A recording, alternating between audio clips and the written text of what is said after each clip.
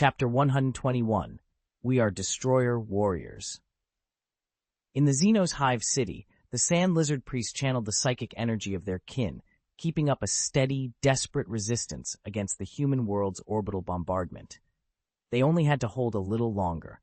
Reinforcements from the nearest city were on their way. Once the gates opened, those troops would hit the humans from the flank. Victory would be inevitable, the invaders forced back, driven to their ships to slink away into orbit. This had been the sand lizards' way of war for millennia. Rely on their unique psychic gifts to dominate human worlds, breaking societies and turning captured humans into livestock. Any humans born with psychic ability were locked in towers, drained by the priests to feed the city's defenses. At the current rate of consumption, the psychic barrier could hold long enough for relief to arrive, long enough to crush the invaders and rid salts of their filth.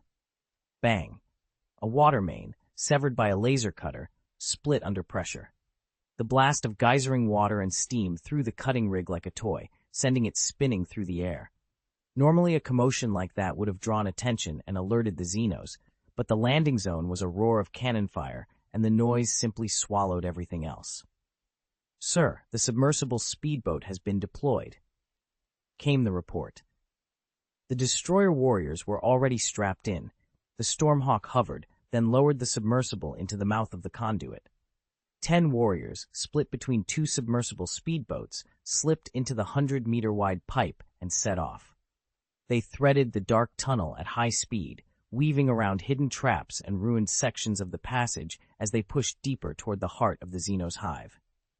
Back in the city, the sand lizard technician on duty at the water treatment plant noticed a drop in pressure in the pipe. It cocked its head, uncertain whether to raise the alarm. The reading made no sense. With artillery thundering outside the walls, it was just as likely the sensors were being thrown off by vibration as that a breach had actually occurred. For the moment, it hesitated, baffled by what was happening. The technician spotted 2 large shadows sliding across the pipeline monitor, shapes nothing like the usual water weeds or stray fish that sometimes drifted by. A cold unease set in, and the technician decided to report the anomaly. At such a critical moment in the siege, even a small mistake could lead to total failure, and as a low-ranking technician, they could not shoulder that responsibility alone. An anomaly detected in the water pipe, possible enemy incursion. They called in. The moment the report went out, their tension eased slightly, then returned with a new worry. What if it was a false alarm? A wasted deployment of warriors would be punished. Within minutes, summoned by the alarm, nearly 500 sand lizard warriors poured into the water treatment center, with more still arriving. The hive city was currently blockaded by humans, and the warriors were sheltering inside, so internal alert levels had already been raised. Seeing so many warriors massed outside the control room, the technician grew flustered. If their report had been mistaken, there would be no escaping the consequences. "Great warrior, look." The technician jabbed a claw at the monitor. 2 dark shapes hung motionless on the screen, oddly like oversized fish. "Humans," he said. The leader's reptilian eyes narrowed. He saw past the blurry shapes to the intent behind them. "They mean to destroy us from within," he said. "At most 10 people," the technician added. The leader spat a curse. "Damn humans. They think a handful can bring down an entire city?" Around him, other sand lizard warriors muttered and cursed in agreement. "Fools. Stupid bugs. Arrogant 2-legged white sheep." "Let them in," one called out, voice rough with malice. "Then shut the floodgates. Leave them no escape, no burial ground." "Exactly. Let them in, then close the gates," another echoed. The Adder stared at the screen, killing intent burning in his eyes. "Let them enter," he hissed. "I will personally torture and kill these insolent humans." "All right, leader." The technician's lizard eyes swept the room. He weighed it for a heartbeat and found no reason to worry. There were hundreds of seasoned warriors here. Could 10 humans really force their way in and slaughter them all? A hulking sand lizard had leaned down and with a scaly finger deactivated the waterway defenses, clearing the approach so the humans could arrive faster. Osiris, crouched in the lead speedboat, frowned. Why were the water traps open? Through the psychic link, he ordered, "Speed up. This mission is vital. The Gene Father has other means, but we must not disappoint him." A voice answered over the link, calm and cold. "They're inviting us." The water gate began to close, leaving only a narrow gap, just wide enough for the speedboats to squeeze through. Osiris spat bile at the sight. The arrogance of these xeno-whelps, they will pay for this. The two boats shot through the narrowing opening, and the gate slammed shut behind them, sealing off any chance of retreat. Human submersibles broke the surface of the giant reservoir, disgorging soldiers onto the pool's edge. The sand lizards lining the rim curled their lips into cruel smiles. When the destroyer warriors popped their hatches, the attack they expected never came. The men rose slowly from their compartments, only to find a ring of feral sand lizards standing at the waterline, red-rimmed eyes glittering, faces set in grim anticipation. "Get ashore first. Establish a foothold. Gain the advantage." Osiris sent the order over the psychic link. The destroyer warriors felt it instantly. These Xenos wanted to toy with them, to turn the landing into a slow, deliberate slaughter. From the far side of the pool, the sand lizards watched 10 warriors in matte black armor rise up from their speedboats. Taller and more imposing than the raiders they'd fought outside the city, the newcomers carried finer, more advanced gear. "Who mans?" the sand lizard leader rasped awkwardly, waving from the water's edge. "Come ashore and meet your death." The warriors made no reply. They guided their boats in silence toward the lip of the pool, a look of resignation in their movements, as if they had already accepted whatever fate awaited them. The sand lizard leader recognized that surrender, the hollow despair of being surrounded, the indifference to life or death, the quiet sorrow of a heart that had given up because resistance was pointless. Osiris shook his head. The toughest part of getting into the city was done. The lizards were parting now, actively making way so the destroyer warriors could come ashore. For a brief, crooked second, he almost found himself grateful to the Xenos for sparing the leader's family intact, for making the capitulation look so complete. 10 black-armored warriors hit the shore. Their leader lifted his head, eyes cold and contemptuous, as if preparing to offer magnanimity. He began, the single word barely leaving his lips, "Humans," when his tone snapped into fury. "Slay these ignorant Xenos scum.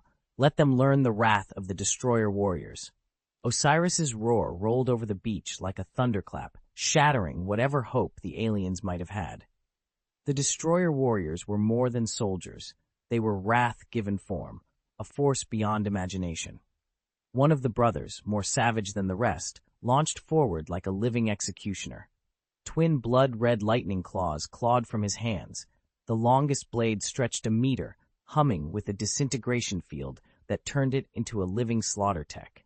The sand lizards barely had time to react. He moved so fast, his blows blurred. A single swing shredded the nearest Xenos before their bodies could even fall apart, and with a casual shove, he tossed the pieces aside. Then he opened his palm and drove it forward, his clawed blades fanning out like 5 razor swords. He charged with lightning speed, leaving nothing but shattered corpses and scattered fragments in his wake. A disintegration weapon in one warrior's free hand spat continuous beams, turning the sand lizards, still howling with deranged laughter and slow to react, into atomic sparks. Around the 10-man squad, the Xenos fought on blindly. Some slashed with twin swords, carving bloody arcs through the air. Others tried to sweep foes aside with halberds. A few swung massive warhammers that smashed with brutal force. The weapons, custom-made by the Emperor's private artisans, did not merely cut, they delivered slaughter. Xenos corpses littered the ground in an instant. By the time the first spray of sand lizard blood splashed the dust, more than half of the 500 had already been reduced to fragments. The destroyer warriors, 10 minds linked into a single inhuman will, moved as one. Their slaughtering techniques, honed over millennia, were now fused to pure, unrelenting killing intent. Bolstered by the power of the Gene Father, they were unstoppable. The sand lizard war leader reacted only when it was too late. A sea of red lay before him. The pooled blood of his kin stained the sand. He could only stare, eyes fixed, as the ghostly silhouettes of black-armored warriors advanced through the carnage, scattered limbs clinging to the ground, the lives of his comrades winking out one by one. Only then did he understand what kind of monster his arrogance had let loose. "All, ert!" He barely got the word out before a disintegration beam struck his raised halberd and turned it to atoms. 5 seconds later, 10 destroyer warriors poured from the water treatment plant, leaving more than 500 sand lizard warriors strewn in their wake. They moved like gods of war, dark, unyielding silhouettes, black armor stained with blood, the red filigree along their plates glowing all the more sinister. They gave no war cry, made no rallying bellow. Their assault was a relentless march. They pushed down the Xenos streets and up the tiers of the Hive City toward the summit, where psychic readings screamed off the charts. The servitors' shots went wide, and the defenders' desperate charges simply became more corpses. Blood ran thin along the main avenue. The aliens' only hope was to fling bodies at the intruders, trying to bog them down. The destroyer warriors' boots soon came away caked with Xenos blood. That 10-man squad, a black torrent, surged on, straight for the psychic core at the Hive City's crown, the heart of the sand lizard's filthy dominion. Screams tore the air. Then came only death. Warriors of the sand lizards poured in from across the city, but when they saw the scene, they froze. Slick blood stained the ground, bodies lay torn and shattered, and some of their comrades had been reduced to nothing but dust. This was no longer a battle, it was a massacre. Their people stood like lambs before the Black Reaper, helpless to stop the harvest that awaited them. To be continued. Chapter 122, I Won't Disturb, I'm Leaving. The deeper the 10-man squad pushed into enemy lines, the fiercer the opposition became, yet it made no difference. The Genefather's gift had turned the destroyer warriors into engines of endless stamina. They moved and fought in perfect condition. They showed no pity, no hesitation, cutting down Xenos as if they were nothing more than filth to be swept away. Humans! That's enough, shrieked a sand lizard priest, its feathered crown flashing under the sun. Surrounded by a ring of heavily armored guards, it raised a jeweled scepter and chanted. Blue psychic flames poured from the staff, and when the warp fire touched the sand, it exploded upward into towering pillars that swallowed the black-armored warriors. The priest and its protectors exhaled in relief. Their enemy's advance seemed halted at last. But relief was premature. In 2 minutes, the humans had already slaughtered thousands of elite fighters and untold auxiliary troops. Nothing could hold them back, not even for a second. Before the priests and guards could celebrate, a crisp, rhythmic sound cut through the roar of the flames. Pat-ta, pat-ta, footsteps coming from inside the fire. The 10 warriors pressed on, stepping out of the blue flames. With each footfall, the fire dwindled, and the surrounding psychic energy seemed to recoil from the force of their wills. The destroyer warriors' black armor gleamed, the flames having burned away the blood and grime. They looked no different than when the fight had begun. The Emperor had forged their cuirasses from radiant gold, a rare metal that does not respond to psychic power. Osiris moved at the head of his brothers. The Xenos before them trembled, weapons wavering in numb hands. The blade the black-clad soldiers formed was a slow, inexorable thing, driving between the sand lizard's plated scales, pressing toward the fragile hearts beneath, and chilling their courage with the promise of slaughter. Cover my retreat! I need time to cast new spells! The sand lizard priest shrieked, panic breaking his voice as he barked orders. He raised his scepter. A sickly green light pulsed from its tip. He roared, whipping his followers into motion, while the lizardmen bearing his litter scrambled backward, their scales rasping against the ground. We must stop the humans, the priest cried, even as he pulled his forces to shield his escape. They must never reach the high priest. If the barrier falls, we're finished. The priest's warning snapped the defenders back to readiness. The warriors roared, seized their high-frequency blades, bared fangs and claws, and surged forward. Press the advance, Osiris said, voice flat, and his brothers obeyed without hesitation. The attackers, sand lizards, couldn't understand the Xenos' words, but panic had already shown them how close they were. With a strangled cry, they lunged again. A destroyer warrior's shot met the first creature and turned it to atomic ash in an instant. The destroyer units kept coming, relentless and too fast for the defenders to slow. The priest's summoned flames licked at them and were swallowed. Lightning and frost merely nipped at their armor. Even storms that should have torn them apart felt like a light breeze. At the heart of the Hive City, Corpses tumbled from the spiraling tower. Blood poured down the spiral staircase, and the reinforcements rushing up behind slipped and flailed in panic. Lightning-wreathed blades disintegrated everything they touched, shredding Xenos, flesh and armor alike, into smoking fragments. The destroyer warriors' power went beyond even the Emperor's expectations. Fighting for their gene father, they unleashed reserves of strength they rarely tapped. There was no need for stealth or caution now. Only one thing mattered: annihilate the foe before them. At the landing zone outside the city, keen-eyed sentries saw the stabilized psychic barrier begin to waver, its hum slackening. Legion Commander Locke noticed it too and barked the order to his brothers. "Stand ready. We may be launching a surprise assault soon." The Space Marines readied their weapons. Excitement ran through the lines. The Warhounds were the Empire's finest shock troops. Cutting a bloody path through the defenders, the destroyer warriors fought their way to the tower's summit, a transparent dome that crowned the city. Inside the dome, Osiris moved without hesitation. In one clean stroke, he severed the High Priest's head, pressed the still panicked face against the security console, and forced the final lock open. The dying priest managed a single choked word, "humans," before the sound was snuffed out. The Sand Lizard High Priest lay there, struck down and bereft, as the invaders poured through the breach. He hovered in the center of the dome, watching the humans tear through his kin until a violent impulse drove him forward. The High Priest surged into the chamber and began channeling raw psychic power, holding the barrier from fully collapsing so the men outside the city could not yet pour in. "I will make you all die with me," he bellowed. His headdress was a riot of feathers, more ornate than any of the others, a crown of blue plumes that shimmered with an iridescent light.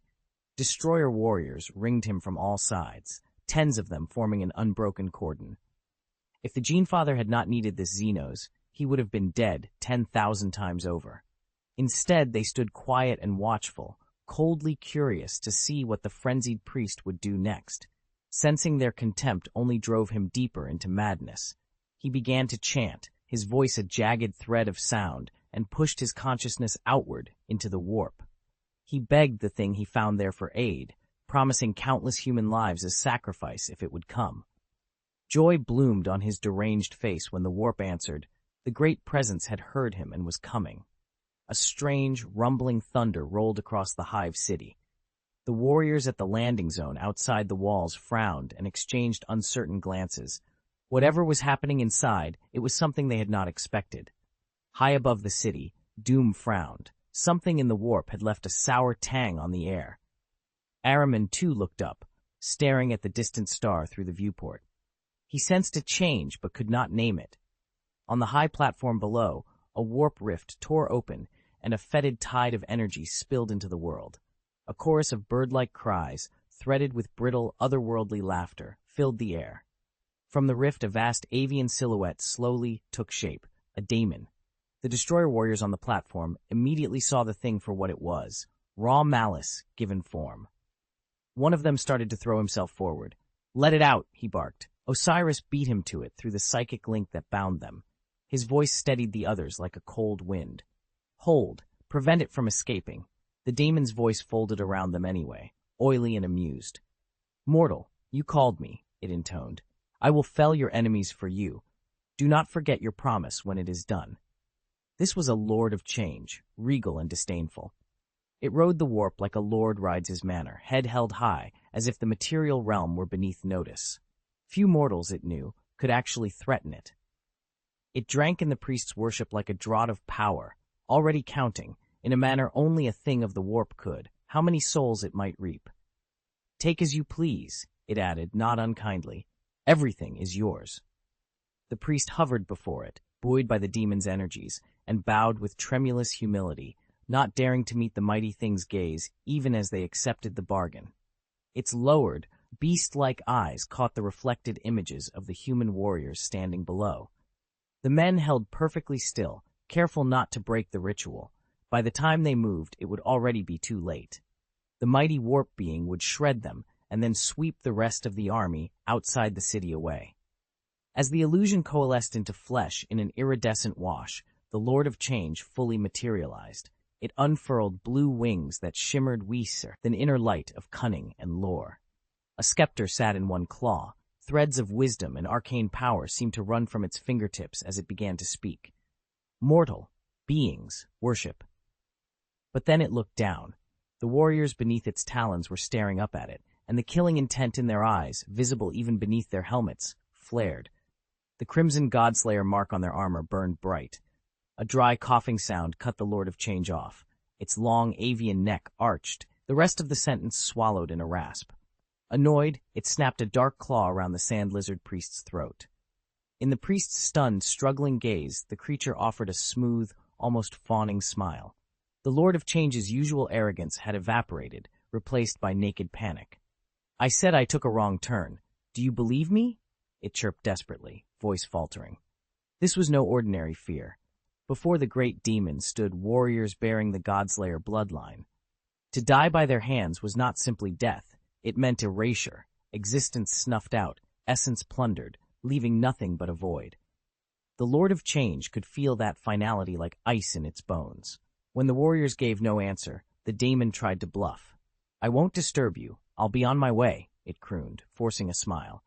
It tightened its grip on the trembling sand lizard priest and with a relieved nod added, "This damned Xenos is all yours." Ignoring the priest's terror, the Lord of Change muttered incantations, beginning the rites to slip back out of the real universe. It only wanted to be gone. This place had become intolerably dangerous. "Stay!" Osiris's voice cut through the air, cold and absolute. Despair spiked across the daemon's features. Before it could finish the spell, a spear streaked in and slammed into its hooked beak, silencing its cries.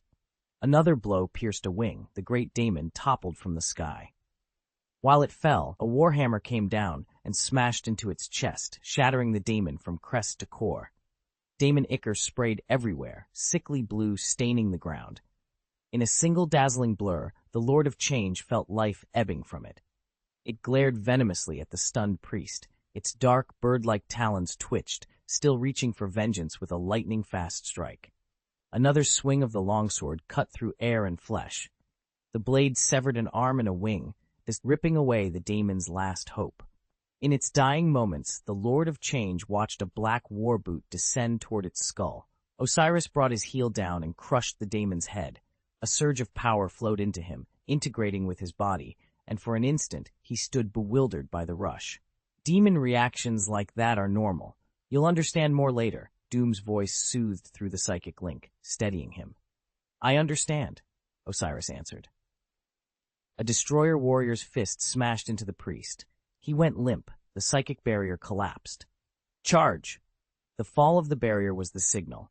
With furious howls, the impatient warhounds surged forward, screaming as they poured into the Xenos city.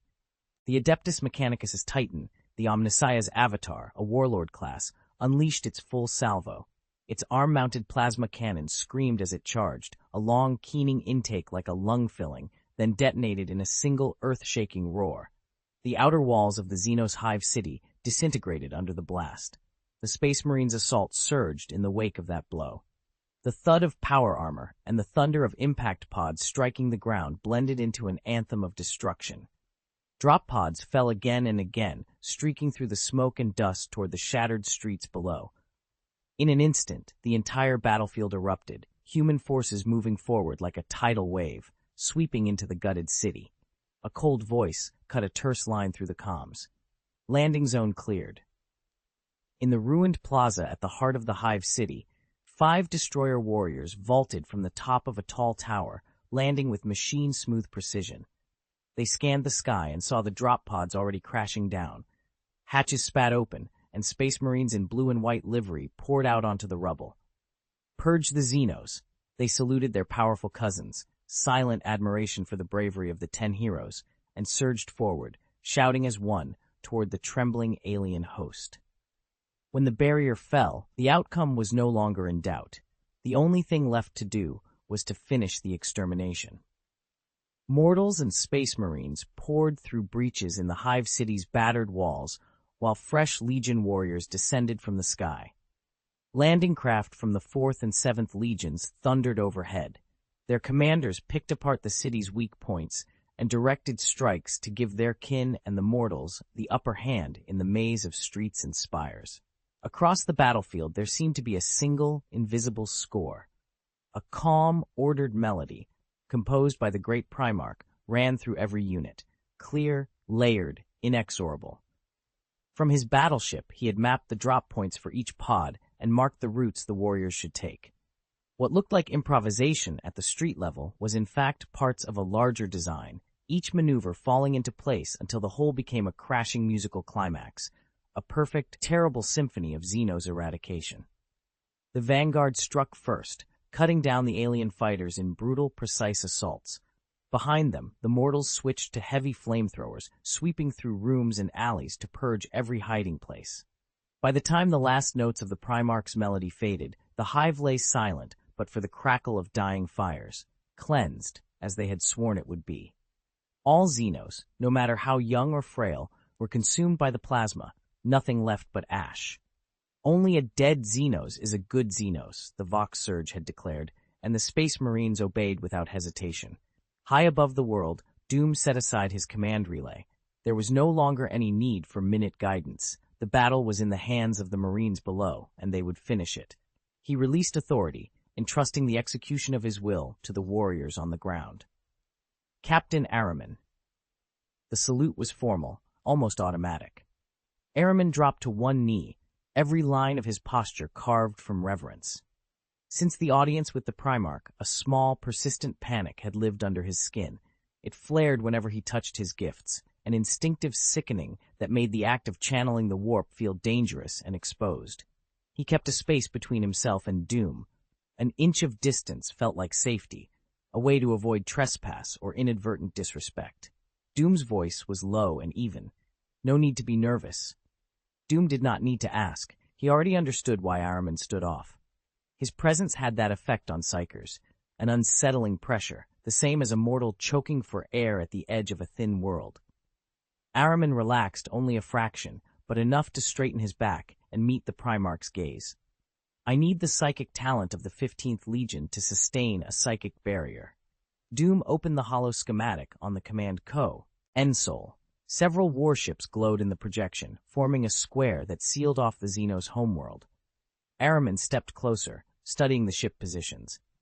What exactly do you intend to do? Are you proposing a blockade, an external barrier around the system? That would be difficult.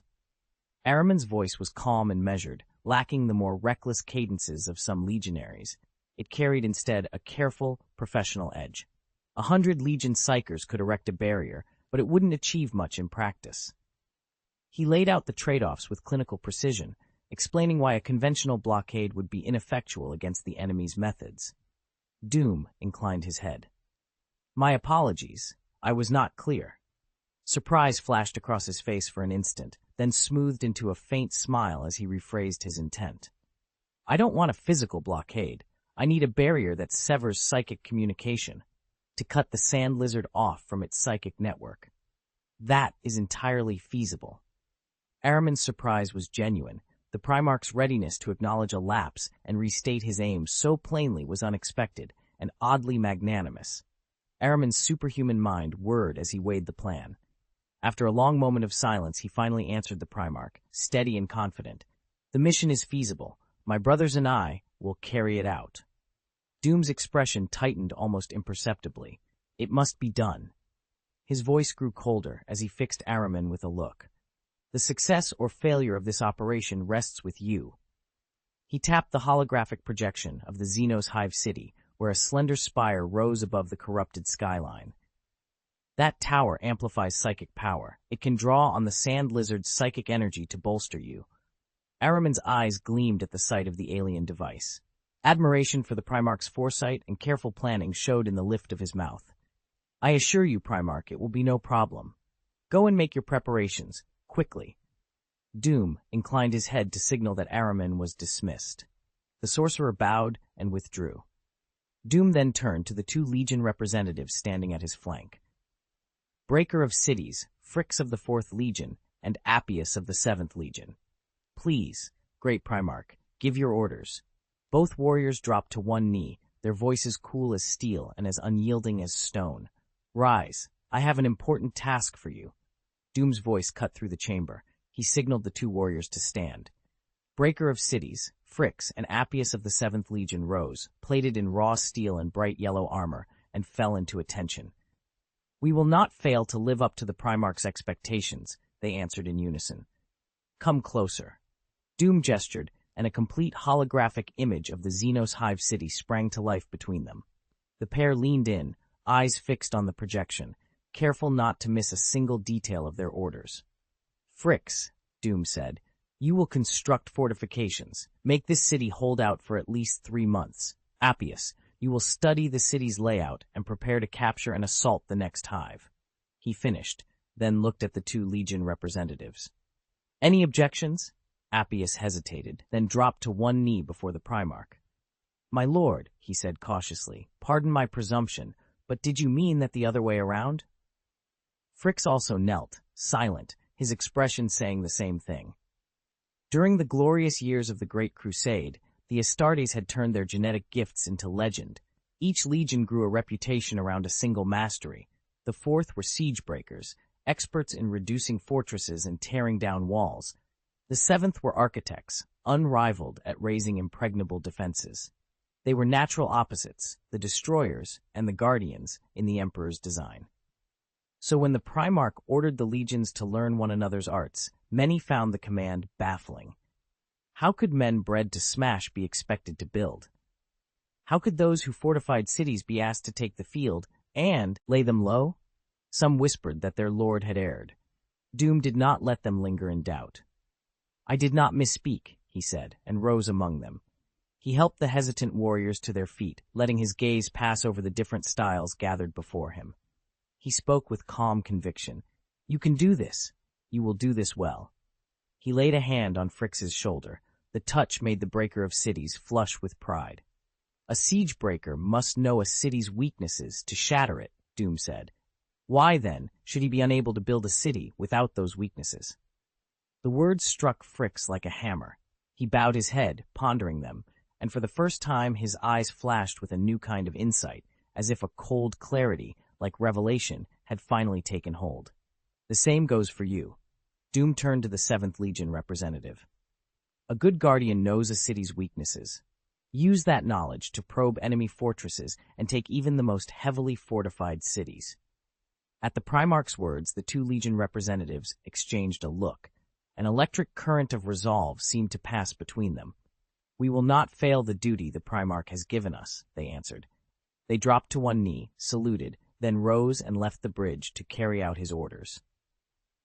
Inspired by Doom's speech, both men felt a sudden clarity, as if the clouds had parted to reveal the moon. Each was eager to test his new understanding under the Primarch's eyes. Doom's commands were quickly relayed. The 4 legions moved with methodical precision, preparing the city's defenses exactly as he had outlined.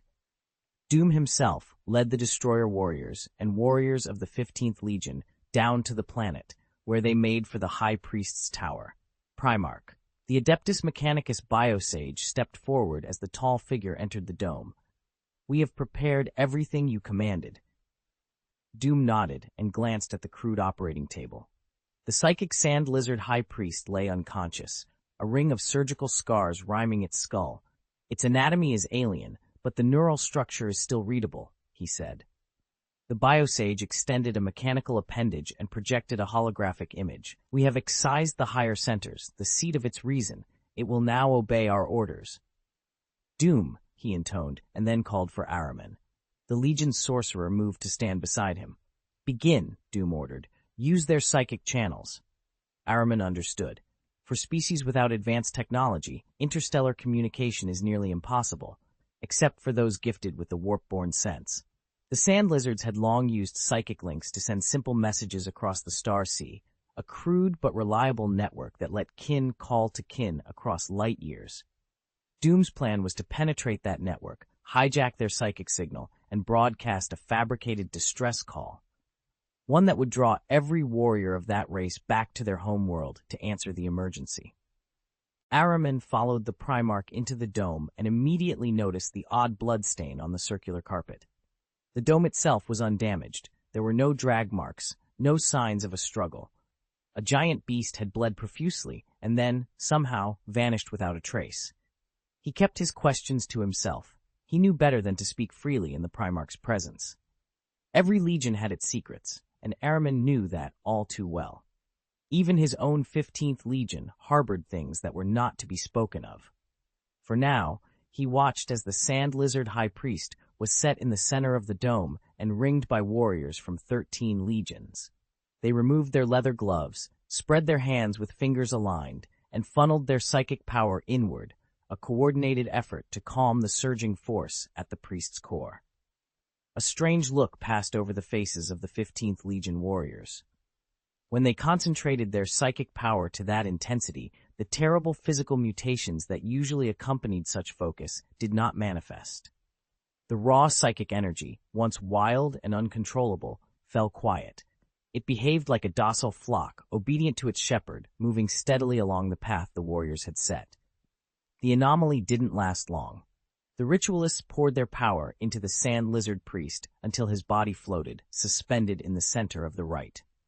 "It can begin," someone intoned. Below the tower, the Warhound's Legion moved on signal. At the Destroyer Warrior's command, they shoved the broken-limbed Sand Lizard warriors into the psychic extraction machine. The captives were terrified and utterly powerless. Once they had been the executioners of human psychers, now they were lambs led to the slaughter, fear battering their minds like a rising tide. A purple halo crawled up the tower, pools of light coalescing at the dome into a single, dreadful focus. "Call for help to all our kin," someone demanded. Ahriman's voice trembled. He had never guided so vast a force. Psychic light flashed behind his eyes as he spoke the Sand Lizard words he had learned from the texts. "Make them return at all costs," he ordered. The Sand Lizard Priest, its prefrontal lobe already destroyed, was nothing more than a puppet to outside will.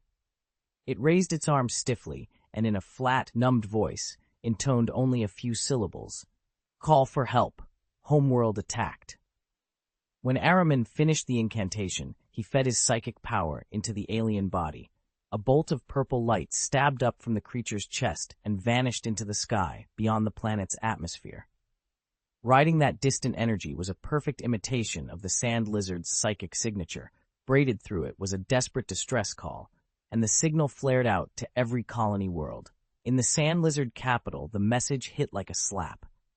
Eyes went wide, alarms began to climb, and the thought that swept the city was immediate and brutal: surround and strike. But this wasn't to be a straightforward offensive.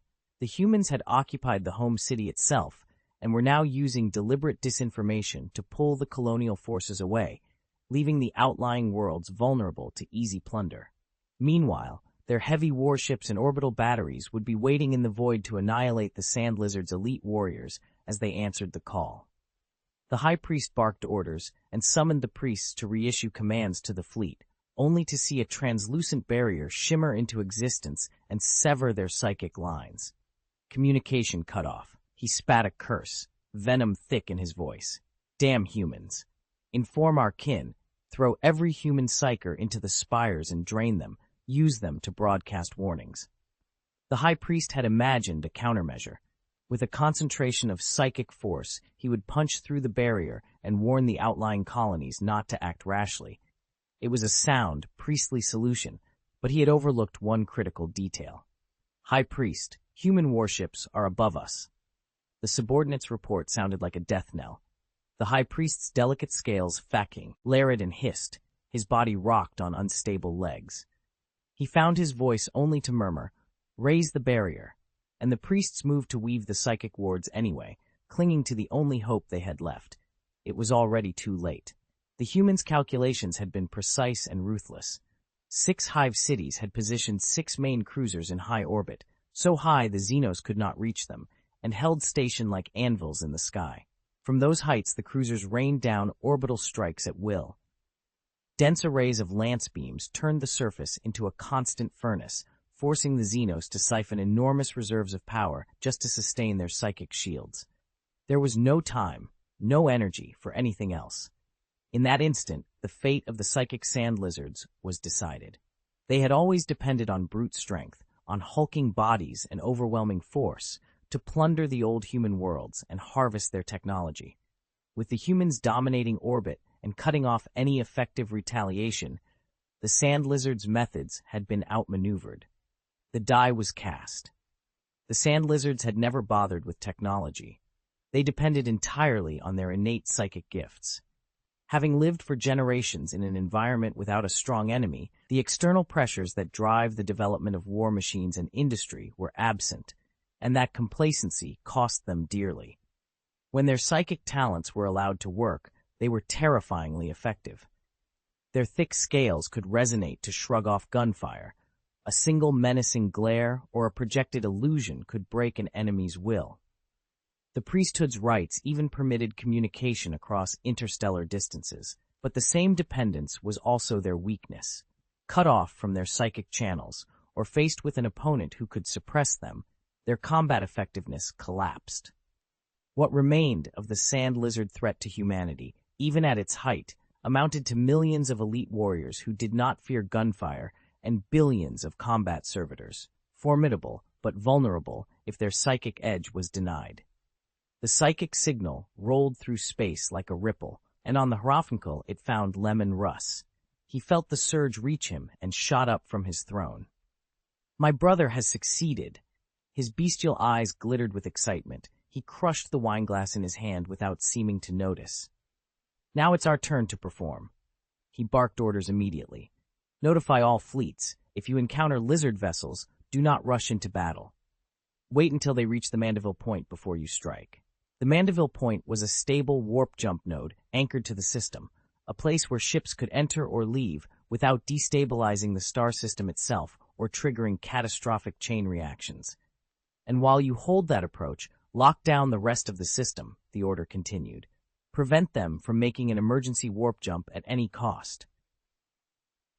"Not a single one will get away," the Wolf King growled, teeth bared.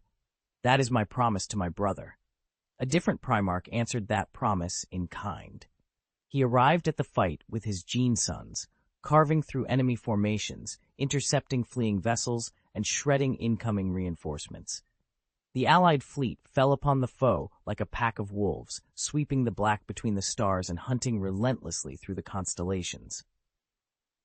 On the Xenos homeworld, Salts, 2,000 warriors of the 4th Legion, fired by their Primarch's example, set to work reshaping the enemy city-state. They tore down crude, illogical structures, replanned streets and districts, and raised layered fortifications that removed every obvious vulnerability. Soldiers of the 7th Legion patrolled those streets day and night, cataloging structural anomalies and defensive flaws to be exploited whenever the signal to strike was given. With their duties exchanged, the two legions learned from one another, exposing weaknesses, plugging gaps, and slowly forging an uneasy camaraderie. The landing forces poured into the city behind them, help heal the legion's erect defenses, and sweep the deeper warrens for the remaining Xenos. Everything moved quickly. The various legions were energized, working together to consolidate and widen their gains. Doom left the dome for a time. He ordered Ahriman to broadcast intermittent distress signals and left a destroyer warrior behind to keep the Psyker from overreaching. Psykers are endlessly curious. To peer into a priest's memories and glimpse the raw power of the warp is a dangerous temptation, and Doom did not trust Ahriman's restraint. At the highest point of the city stood the High Room, spotless and commanding a view over everything below. The Primarch had taken it as a temporary command post and residence. In a rare moment of leisure, Doom found the corpse of a sand lizard warrior, kindled a bonfire, and set about cooking. His tall form leaned over the flames as he sliced flesh on a chopping board and laid the strips on the grill with a practiced hand. High-ranking space marines, commanders of mortal legions, and the red-robed tech priests of the Adeptus Mechanicus gathered around the brazier. Doom, the Primarch, stood at its edge, turning skewers and handing out slices of meat he had grilled himself. As he worked, he talked, telling small stories from his past. "I don't actually like fighting," he said, passing a plate to an officer. "I'd rather farm and enjoy the harvest. I want to travel and see the world." They took the food from him without hurry. The meat was from a sand lizard, and there was a sharp, wild note to it, the tense memory of the hunt lingering in the flesh. The Space Marines ate slowly, noses and tongues tracing the savory aroma, and listened. What he said rang true. Beneath Doom's enormity there was a simple longing for quiet things.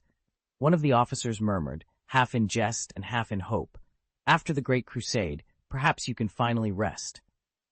Karn sat among them, savoring the moment.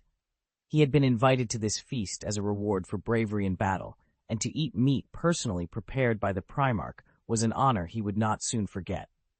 Around the fire there was a rare warmth, respect for Doom's greatness, and the surprising human ordinariness that still lived inside that vast soul. We look forward to that day. Doom smiled softly. In his heart he understood the direction of the Great Crusade and the Emperor's designs. Whether the crusade would end or press on forever was not something he could say. What mattered was the moment. A simple barbecue, made meaningful because the Primarch himself had hosted it, brought Space Marines and mortals together. Even adepts of the Mechanicus had attended, trading stories of danger and glory from the same battlefields. The brief feast wound down and the guests drifted away until only the destroyer warriors and their Gene Father remained. "You may go as well," Doom said. He stayed at the grill. Though everyone else had left, he continued to turn the slices of meat with careful attention. "This banquet is not over," he murmured. Seth narrowed his eyes at that, glancing toward a shadowed corner of the room before, in the end, deciding to leave. The destroyer warrior had not been at ease for a single moment. During the meal, he had watched the Gene Father glance toward that empty corner 3 times. When the others had gone and Doom was left alone, the fire in the hearth crackled and threw long shadows across the walls. He fixed his gaze on the empty corner and said, coldly, "Come out. You cannot escape my sight." A synthesized voice answered, clipped and metallic, "So you knew I existed." Green light spilled into the space as a rift in the air opened, and a humanoid machine stepped through. To be continued. Chapter 125, The Silent King's Gift. I was pondering in the dimensional rift whether your glance was accidental or intentional, but there's no need to dwell on it now. The newcomer was made of steel, a towering, lead-colored frame whose head rose higher than an Astartes. It had abandoned any conventional robot silhouette, favoring a coffin-like torso sheathed in thick metal and stamped with a golden hieroglyphic seal. Inside that hollow chest, a tangle of pipework and mechanical organs coiled, and an uncanny green light glowed from empty eye sockets and a gaping mouth. A raised metal crest behind its head formed a hood. Its pauldrons were vast. A dark green cloak hung from its shoulders, motionless as if frozen into a bleak, liquid sheet. It looked like an ancient Terra mummy, swathed in a high-tech shroud, every fold and plate inscribed with cryptic hieroglyphs. One hand gripped a scepter, the other cradled a green orb. Despite its inhuman form, it carried itself with an unmistakable, almost regal poise, proof that elegance transcends species. It is a matter of bearing. The machine stood with the calm poise of an elegant gentleman, its cold green eyes holding a faint, appraising pride. "It seems you discovered me long ago," it said. Doom narrowed his eyes and studied the uninvited guest. "Your unguarded stare gave you away." He speared a piece of steak with his knife and, without breaking his scrutiny, offered it. "Care for a bite?" The lead gray automaton hesitated. Its iron face remained impassive, but a flicker of confusion passed through its eye sockets as it reevaluated the human, wondering whether this was a joke or some other test. "In my current form, I have lost my taste organs," it replied, voice cold and lacking any human warmth, "but I will accept your invitation." There was an odd, composed elegance to it, despite the chill. It loosened its grip. The scepter and the green orb it had been holding floated in the air while the machine settled at the edge of the barbecue area. The warm firelight picked out a soft glow along its metallic shell.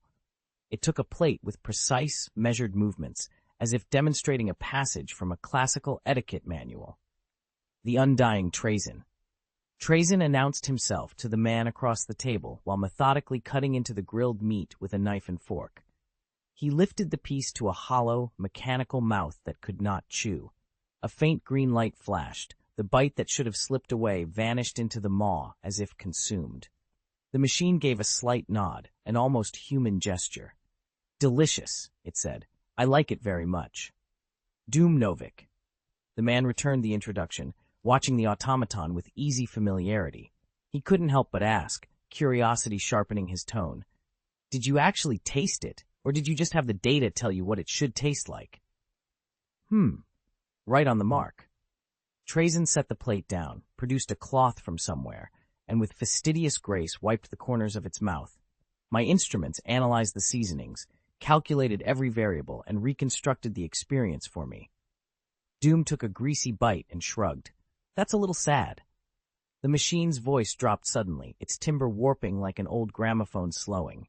Sad? According to the emotional simulation protocol, I should indeed acknowledge that. The voice sounded formal, almost apologetic, as if reciting a line it had been programmed to deliver. The speaker was a machine lamenting its own condition, a vast, powerful body of metal that could no longer touch anything that was truly real. Every sensation it felt came through sensors and circuitry, cold data rendered into the illusion of feeling. Doom recognized it at once. Necron. The name summed up a history as old as the stars, an ancient, terrible race, the architects of the war in heaven. They were, in a manner of speaking, dead, once biological civilizations now entombed in bronze and bone, soulless intelligences inhabiting living metal. The war in heaven, 60 million years past, had left no clear winners. 2 titanic peoples had been broken, and one of them endured only by becoming something else. Those were the Necrons. You've been observing me for a long time. Is there something you need? Doom watched Trazen in silence. Ever since he had set foot on the planet, he had felt eyes upon him, patient, meticulous scrutiny. There had been no sign of hostility, so he hadn't revealed himself. He had been busy with other, more urgent tasks. Now, finally free of obligations, he had to deal with the Watcher. No one liked a peeping Tom. Necron? Trazen's synthesized voice carried a hint of surprise. Green light pulsed in its cold eye sockets as its electronic timbre tried on nostalgia. I haven't heard that name in a very long time, 60 million years at least. Doom cleared his throat twice. Then Trazen's shoulders gave a mechanical shudder as it chuckled, the sound oddly human. It seems you've run across an extraordinary specimen. A big toad, Doom said with a shrug, calm and unbothered. He admitted it plainly. He'd seen the old ones, creatures hiding from cataclysm in the ethereal void. How pitiable. Trazen sighed, but asked no more. There were memories it preferred not to dredge up, foolishness from 60 million years past. It raised a segmented arm, reached into the empty air and drew back a bottle, dust motes clinging to its surface. Wine from the Necron era, it offered, tilting the bottle in a polite, mechanical flourish. Would you care to taste? Doom inclined his head once, accepting. In the strange quiet that followed, they sipped the ancient, treasured vintages, 2 very different beings sharing an old luxury. Trazen swirled the wine in its glass and spoke softly. I came for you. After a brief, measured exchange, it began the formal business of the visit, then stopped and shook its head as if troubled. Truthfully, I did not want to come, but I had to. There aren't many who are awake and capable of action. Doom said nothing. He sat back, listening, swirling the bitter Necron wine in his cup and tasting metal and old stars. He remembered Lifeforger Primal's words. The Necrons had sunk into the great slumber, and only a handful still wandered the cosmos. The undying Trazen was one of those rarities, and he had come with a purpose.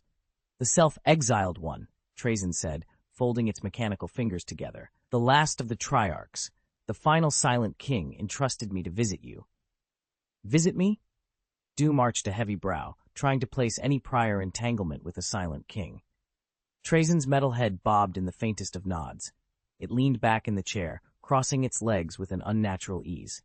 Yes, from the depths of space he spoke, watched from the warp, if you prefer the phrase, and heard your oath. A warrior of great power, indomitable, who once raised a blade against a god. He bade me come.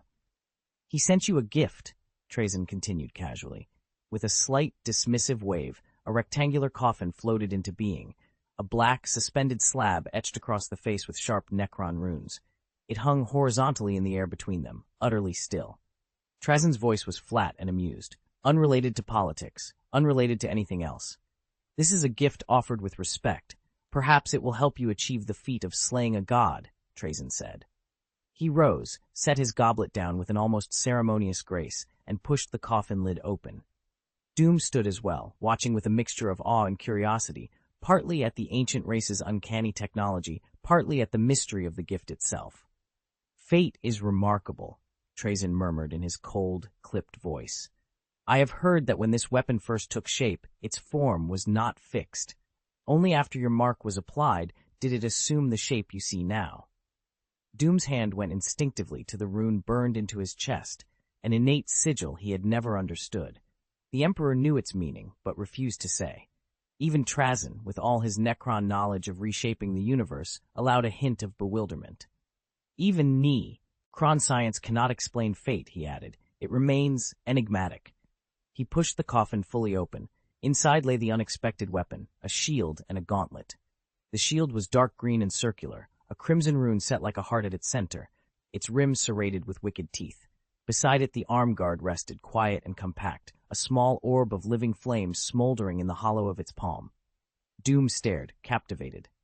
"The Khitan, the Burning One Nyadrazatha," Trazyn said, voice low and reverent. "This set of weapons was forged from its shattered remnants. They contain near infinite power. Once your mark was imprinted on them, they assumed that form." He stepped closer to the shield as he spoke. "It will reflect any physical blow and can devour or rebound energy attacks. It can be thrown and then recalled by the arm guard's retrieval mechanism, which makes it astonishingly adaptable in combat." Trazyn stood back, solemn and almost proud, watching Doom as if admiring a favored piece in a gallery. "They were made for you," he said. "They are truly worthy of you." Doom ran his hand over the shield's surface, lingering in the way of a warrior who appreciates a finely tempered blade. He liked power. He liked things that could be conquered by strength and precision. Yet he withdrew his hand and fixed the undying upon him with a wary glare. "A mere gift?" he asked, the suspicion plain in his voice. He found it impossible to accept that a race from 60 million years past would have dispatched an envoy across the void simply to hand him presents. He did not consider himself important enough to warrant the Silent King's personal attention, much less the endowment of weapons and gear of such provenance. "It is a gift. I swear it by the ancient glory of the Necron." Trazyn rose abruptly, one hand pressing against the old sigil in the center of his chest. His voice dropped to a solemn, almost liturgical cadence. "The Silent King wants only to know whether you can defeat the Chaos Gods. If this weapon accompanies you in slaying those gods, it will bear the glory of the Necron." Doom hesitated. "Really? Really?" Trazyn read the doubt on him and answered with absolute certainty. "No tricks. It is yours to command." Half convinced, Doom peeled off the data terminal guard from his left arm and slipped on the burning gauntlet. The palm held the Burning One's eternal flame, an unquenchable power that could project searing rays and consume all matter in the physical universe. According to Trazyn's records, see Chapter 3, Adjustments, the artifact has undergone prior calibrations and is slated to evolve through 4 further updates. Chapter 126, Get Out! They are miraculous creations, the foundation of the dynasty, fragments of the universe's gods, forged into divine weapons. A synthetic, mechanical voice hummed the words. Trazyn's elegant tone recited the litany like a blessing from an ancient Necron. The round shield was mounted on Doom's left arm. With a slight motion, serrated saw teeth around the shield's rim snapped out and began to spin, driven by a hidden engine. Wherever the blade sliced through the air, faint rents opened in space itself, glittering with intermittent fire. There was no need to test it. Its destructive power was obvious at a glance. A saw blade condensed from the hatred of the star gods. "I truly can't imagine anything in the real universe that could take that," Doom murmured. Trazyn made a clicking sound, tsk, and tilted his metal head in evident admiration. The Necron's expression, however mechanical, conveyed the same pride and wonder a human might show. Doom loved the weapon, of course, but he also noticed a new problem and said with mild irritation, "It's a bit inconvenient." The Judgment Sword could be slipped into his belt. The super shotgun could be strapped to his hip, but he had no idea where he was supposed to carry a circular shield that unfolded into a space-tearing saw. Carrying it on his back was awkward. Doom had accepted that a weapon this powerful could come with a few compromises, but he still bristled at the inconvenience.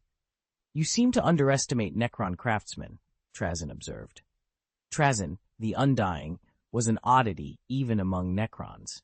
He had existed since their era before the warp, had lived through the war in heaven, and, unlike most of his kin, had never gone into the Necrons' great sleep. For at least 60 million years, he had wandered the galaxy. His mechanical body registered every tiny change in Doom's face. A flicker of regret in a micro-expression was read, catalogued, and analyzed as effortlessly as any artifact. Trazyn tapped the shield with a bronze-fingered hand. The sound rang clear and metallic, a deliberate showman's clang, and the old collector smiled as if revealing a favorite specimen's trick. The shield has a built-in trans-dimensional tether. When you aren't using it, it resides in an alternate dimension. You can summon it at will with the arm guard. You mustn't underestimate any Necron, especially the Forging Masters, he added, half admonition, half praise. They plan for everything. Doom watched the surface of the shield quiver, then wink out into a smear of green light that dissolved like smoke. He flexed his arm, and the energy returned into place with practiced ease. It is comprehensive, he said at last.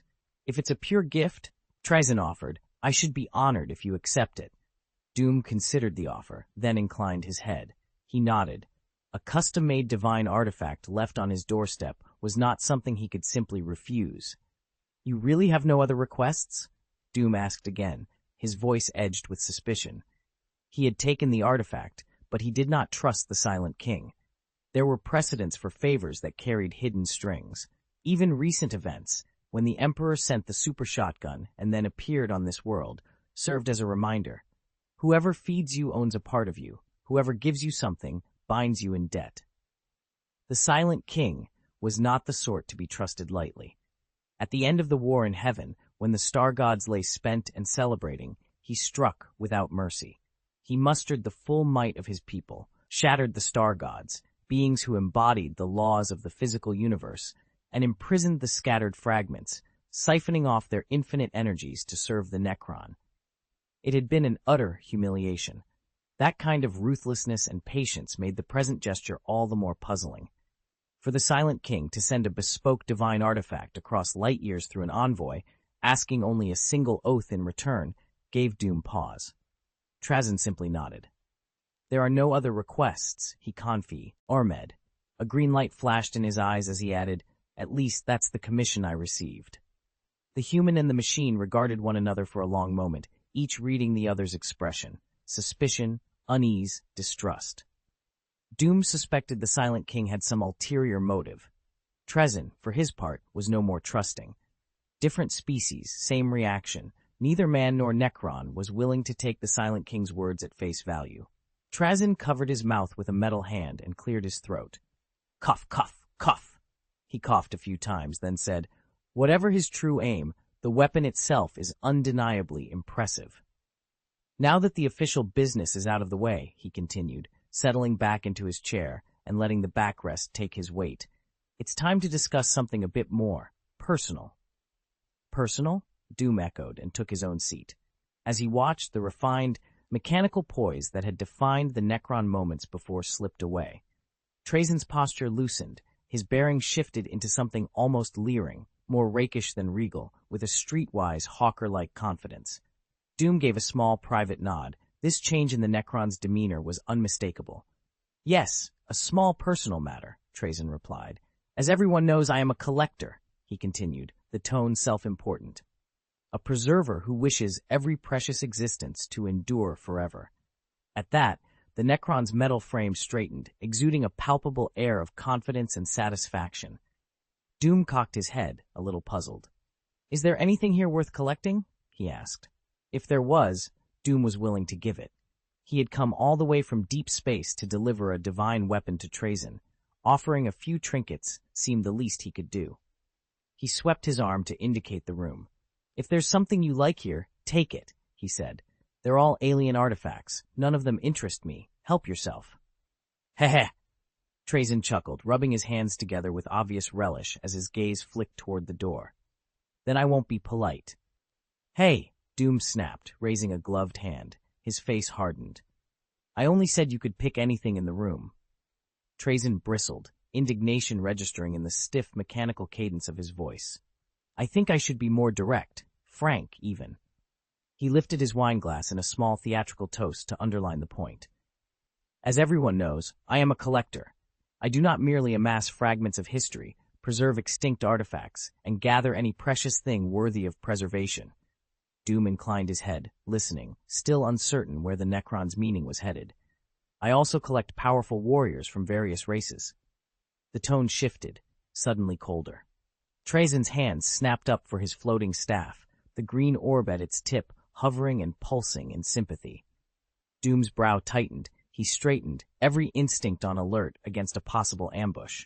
With a quick, practiced motion, Trazen hopped back a few paces, clutching his staff and keeping the glowing orb between them. He watched Doom warily from that distance, waiting to see how the human lord would respond. Trazen had braced himself for an outrageous demand. He hadn't expected Doom to be conciliatory, much less so lavish. Doom swept his hand in a grand, almost theatrical gesture. "You can take any of them," he said. "Really?" The green lights in Trazen's eye sockets flared. The idea that a demigod would offer up his progeny and allow Trazen to choose freely was beyond even the most indulgent scenarios Trazen's databanks ever ran. "You can choose any of the elite sand lizard warriors below." Doom's expression hardened. "Not the sand lizards." Trazen bristled, his voice uncharacteristically sharp.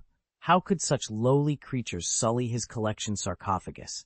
The sand lizard warriors were common, hardly rivals even for an Astartes. At best, they offered a few marginal advantages. They were beneath him.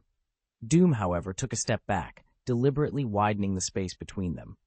"I'm not offering sand lizards," he said, keeping his tone calm but clear. "I mean one of your offspring, a destroyer warrior."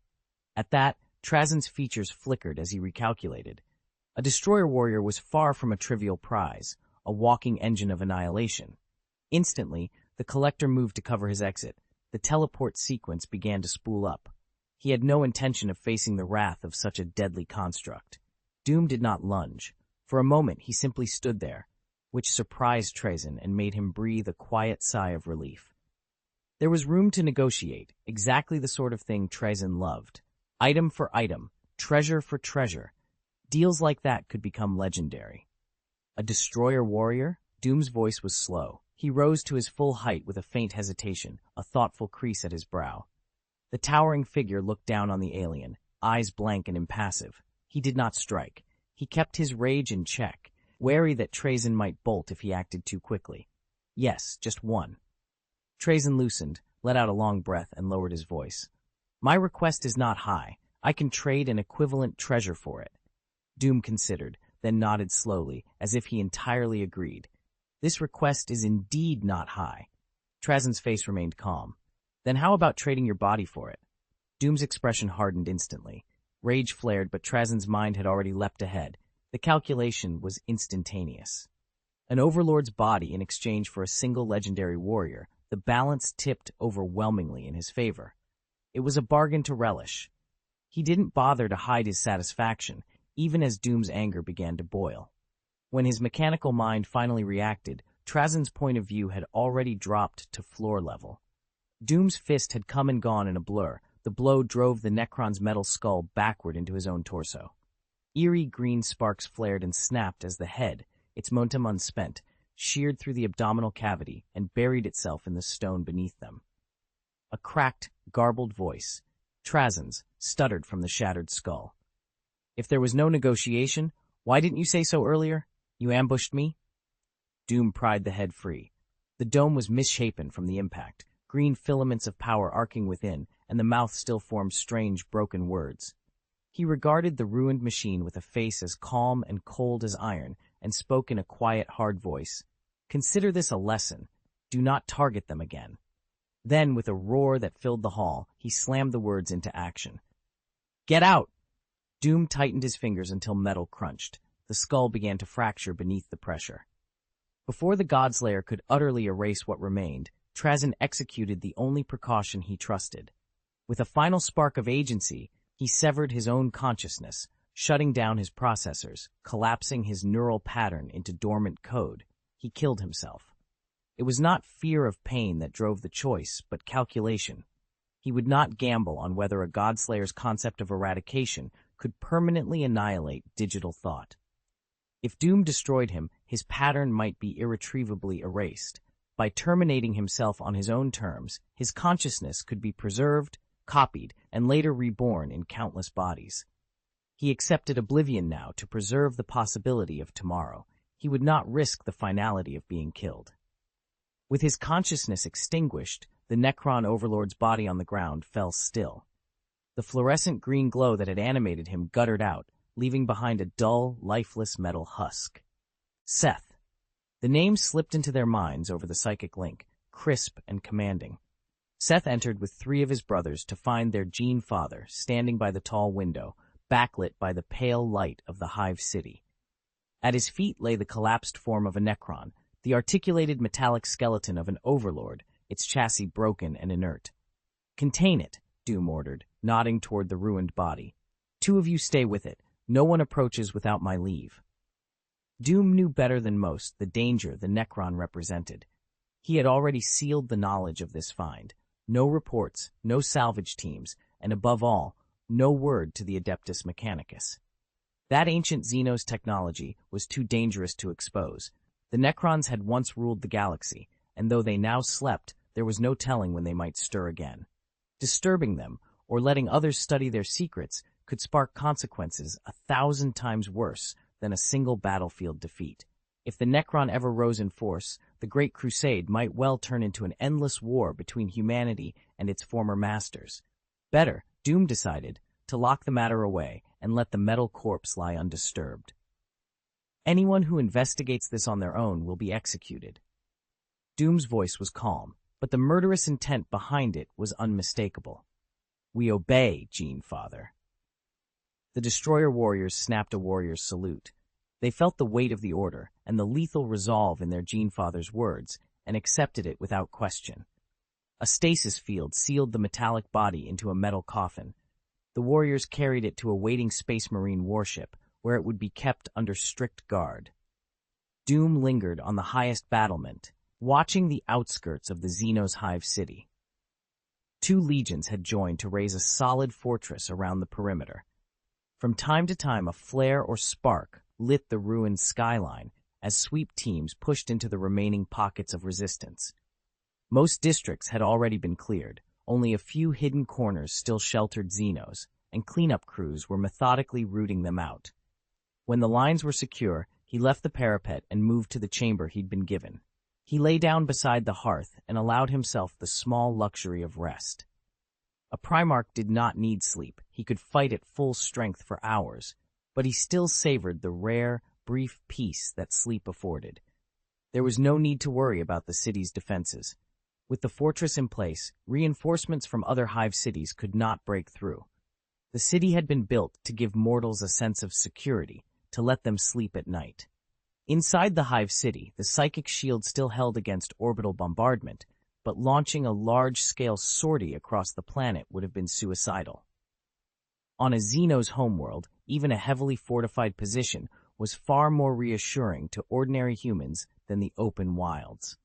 Space Marines could override instinctive fear. They could stiffen their wills and trust the protection of power armor. Mortals could not. Their weapons and gear were comparatively simple. Their bodies were not above human endurance, and their nerves were far more fragile. With at least 1 tera-month of garrisoning ahead of him, Doom was responsible for making them feel safe, erecting stone ramparts and fortifications so people could sleep without dread. When he woke, it was early morning. The air on the alien world was damp and the sun was warm and pleasant. Doom felt, rather than saw, that someone was waiting outside the door. "Let them in." The command flickered across the psychic link. The Destroyer warriors lowered their crossed halberds and opened the Primarch's bedchamber. "My lord," they intoned, saluting in the Nur manner. Terra's astropathic broadcasts had reached every human world, and Nur's warrior etiquette was catching on across the Great Crusade fleets. Doom acknowledged the salute with a nod. Frex of the 4th Legion and Appius of the 7th set their report data slates on the nearby table with respectful deference. Other legionaries wore the bright, eager expressions of men who had just stepped through a doorway into a new world. Encouraged by the Primarch, they had taken on tasks they had never imagined, and had excelled at them. Siege masters and architects, two professions that usually clashed, now cross-checked one another's work, finding flaws and correcting them. Overnight, mortals working alongside space marines and aided by the Adeptus Mechanicus had identified and fixed the weaknesses in the outer defenses. Now they were moving on to deeper, more extensive construction. The latent gifts in their genes, the boons their gene father had passed down, were finally being put to use. Doom picked up the data slate, noted the impatience written on the faces before him, and smiled. "Get to work. You may summon us at any time." The Legion representatives bowed and filed out. Before the operation, he'd only skimmed the Great Crusade dossiers and knew little about the 4th and 7th Legions. Pairing them was his own bold move, an overall plan that drew personnel from both units so every contingency would be covered.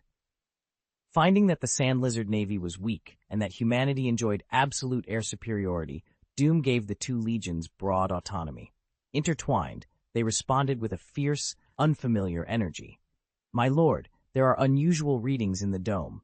I don't want to jump to conclusions," Araman reported through the communication gauntlet as Doom studied the slate.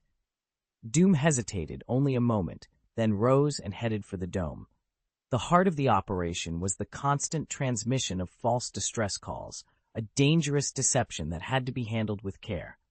Doom led several destroyer warriors and strode toward the dome, reaching it within minutes. Araman had been waiting. He bowed low and motioned, guiding the Primarch's eyes toward the center of the chamber. Doom followed the gesture and asked casually, "Did it eat the roasted meat we sent last night?" Between the psychic arrays, the Sand Lizard priest sat cross-legged. Its eyes were dull, an illusory ribbon of psychic energy coiled around its neck like a collar. "It was delicious," Araman said, bowing again, visibly moved. "Is its power increasing?" Doom asked, frowning. His gaze, one that probed beneath appearances, fell on the stilled figure and reflected back only that same dull, drained shape. "Yes, my lord," Araman answered slowly. "Starting about 2 hours ago, no, not just it, but the Sand Lizard's kindling power has been growing stronger." Doom's brow tightened. "How much stronger?" Araman rubbed his fingers together. "Where it used to take 200 units of kindling to broadcast a psychic signal, that threshold has been halved. For reasons unknown, their psychic potency is increasing rapidly." Doom watched the captured priest with narrowed eyes. "Bring the biologist sage and prepare to treat it." "I understand."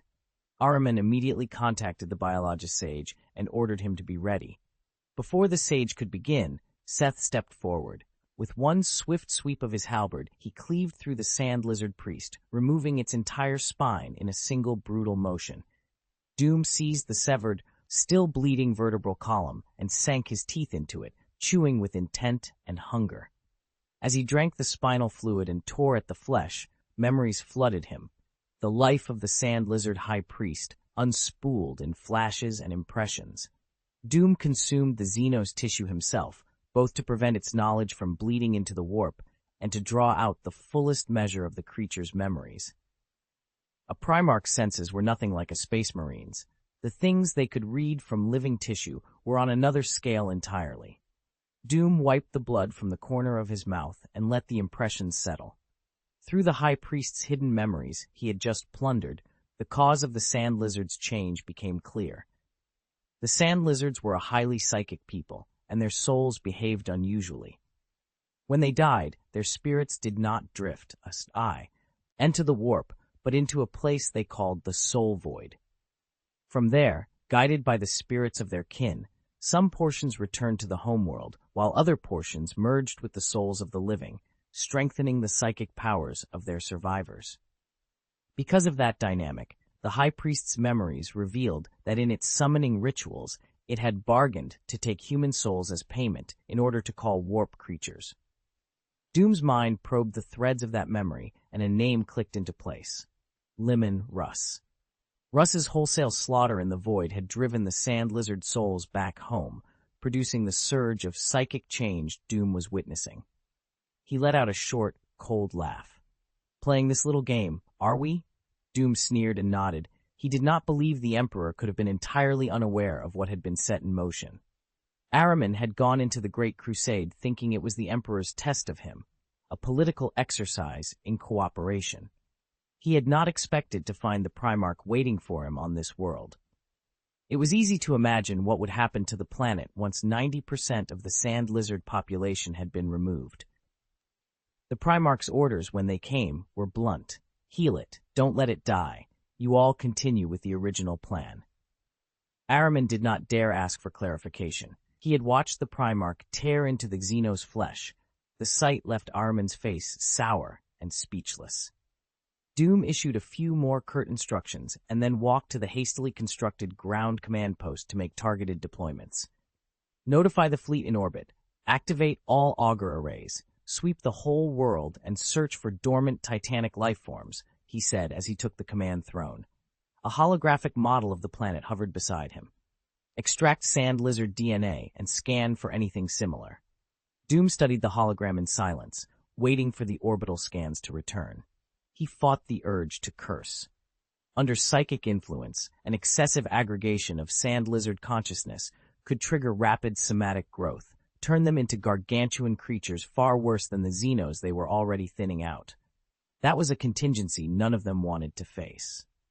They were the living embodiment of the sand lizard's death, spawned when the species teetered on the brink of extinction, hardened by a series of brutal survival wars until they had overcome every native predator.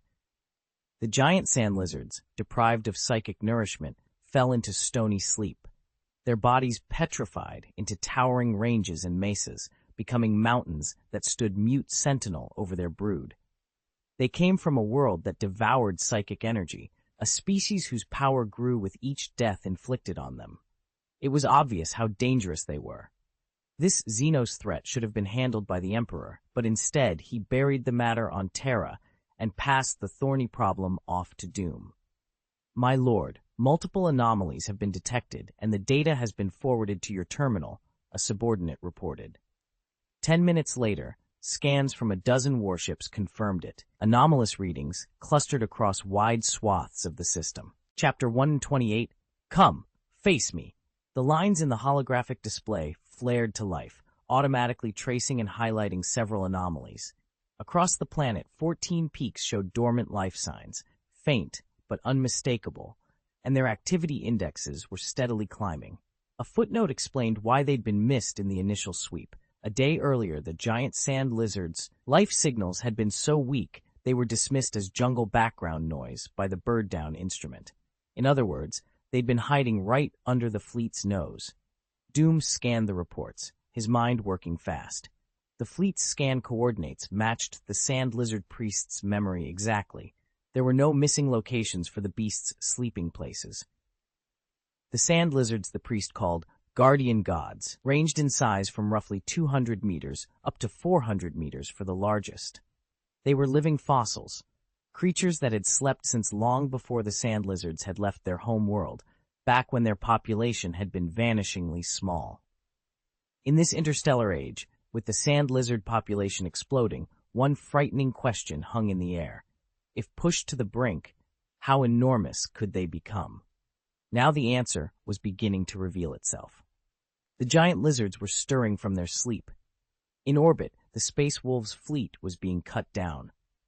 As their ships burned, the souls of the sand lizards streamed back to their homeworld, where they fed on psychic energy and swelled in strength by the hour. Doom called the fleet to attention and barked orders. Fleet, prepare. Macro cannons and lance batteries, lock on. Hold fire until I give the command, then eliminate them. He overlaid the planetary map and marked the lizards' nesting grounds, determined to strike before the threat could fully manifest. But the battle plan could not keep pace with the speed of events. Doom was surprised, but not shaken.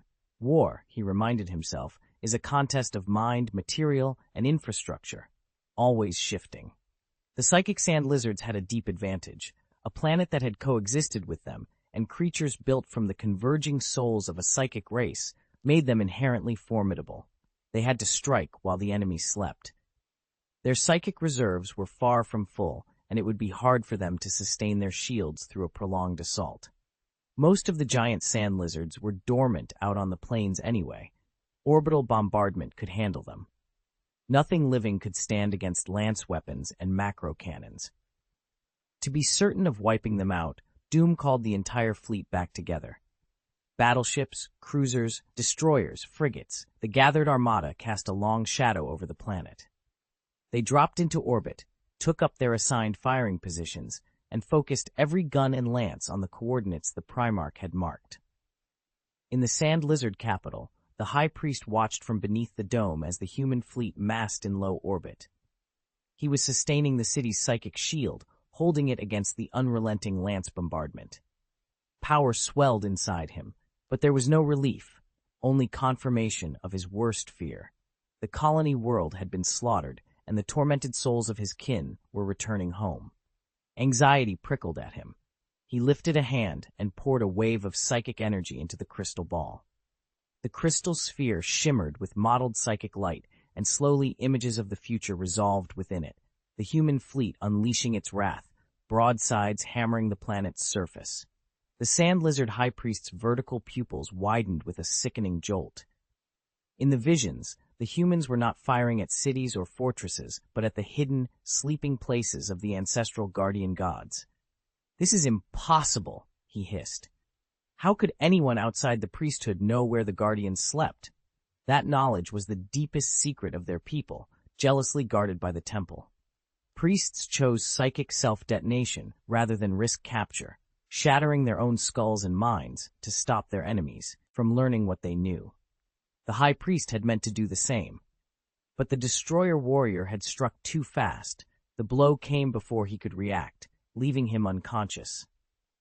Faster still had been the Adeptus Mechanicus biological savants, who worked with surgical precision while he lay senseless and removed his thought organs. Tears rose to the High Priest's eyes. He could do nothing to stop it. The human fleet was overwhelming. Mighty ships and merciless supercannons gave them every advantage. Their last trump card had been uncovered, and humanity was methodically removing every unstable element, seizing complete control of the battle. The priest watched in silent sorrow. If the humans knew of the guardian god's existence, did they also understand the planet itself was changing? Once awakened, the guardian gods would be unstoppable. The planet would answer them. Under psychic resonance, they would lift a long, bone-deep howl to call up storms. A single stomp would crack the ground open and spawn earthquakes. Their breaths could be flame or ice. Their eyes could lance out annihilating lightning. They were the planet-made flesh, a savage, elemental counterstrike born of a species' extinction throes, the world's roar as it defended its children. The more humans slaughtered, the fiercer the planet's retaliation would become. Short of unleashing every weapon and shattering the world itself, the assault would not end. He watched the human fleet assemble in orbit, a ring of metal and intent preparing to hunt down the guardian gods. From below, the cry rose up, "Kill! Kill!" A crazed smile spread across the priest's face. "When the last of our people die," he whispered, "the world will avenge us. Humans will never be able to colonize this land." Doom already knew what that meant. The planet's psychic field was coming alive. The world itself was waking. He summoned his high command at once and issued a single, uncompromising order: evacuate. With the Sand Lizard priest in custody, the strategic objective had been met. The origin of the false signals no longer mattered. Whether the decoys had been launched from orbit or from the surface made no difference now. "This planet is about to undergo a massive change," Doom said, his face set. "Its natural environment will favor the sand lizards. We must withdraw immediately." The Primarch's voice left no room for argument. The Legion and the Mortal Auxiliary Army executed the order without question. They trusted Doom's judgment implicitly. "My lord," a Department of the Interior official opened his mouth to protest, but the Primarch's hand rose and stopped him. The official's eyes burned with unwillingness. Before Doom's arrival, the planet had been prized for its beauty and potential. The civil administrators had already drawn plans.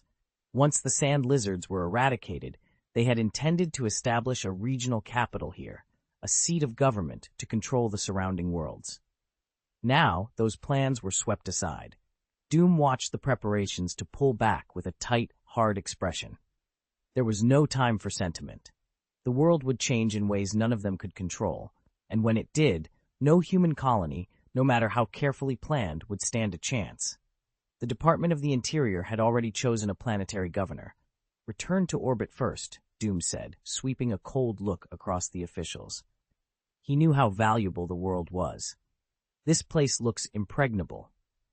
He tapped his combat boot against the ground. "But can it survive continuous earthquakes?" "We're not fighting the psychic sand lizard," an aide replied. "We're fighting the planet's waking will." "Then you must leave. Don't give me any trouble." The Primarch's command left no room for argument. He ordered the mortals and even the Legion soldiers to evacuate.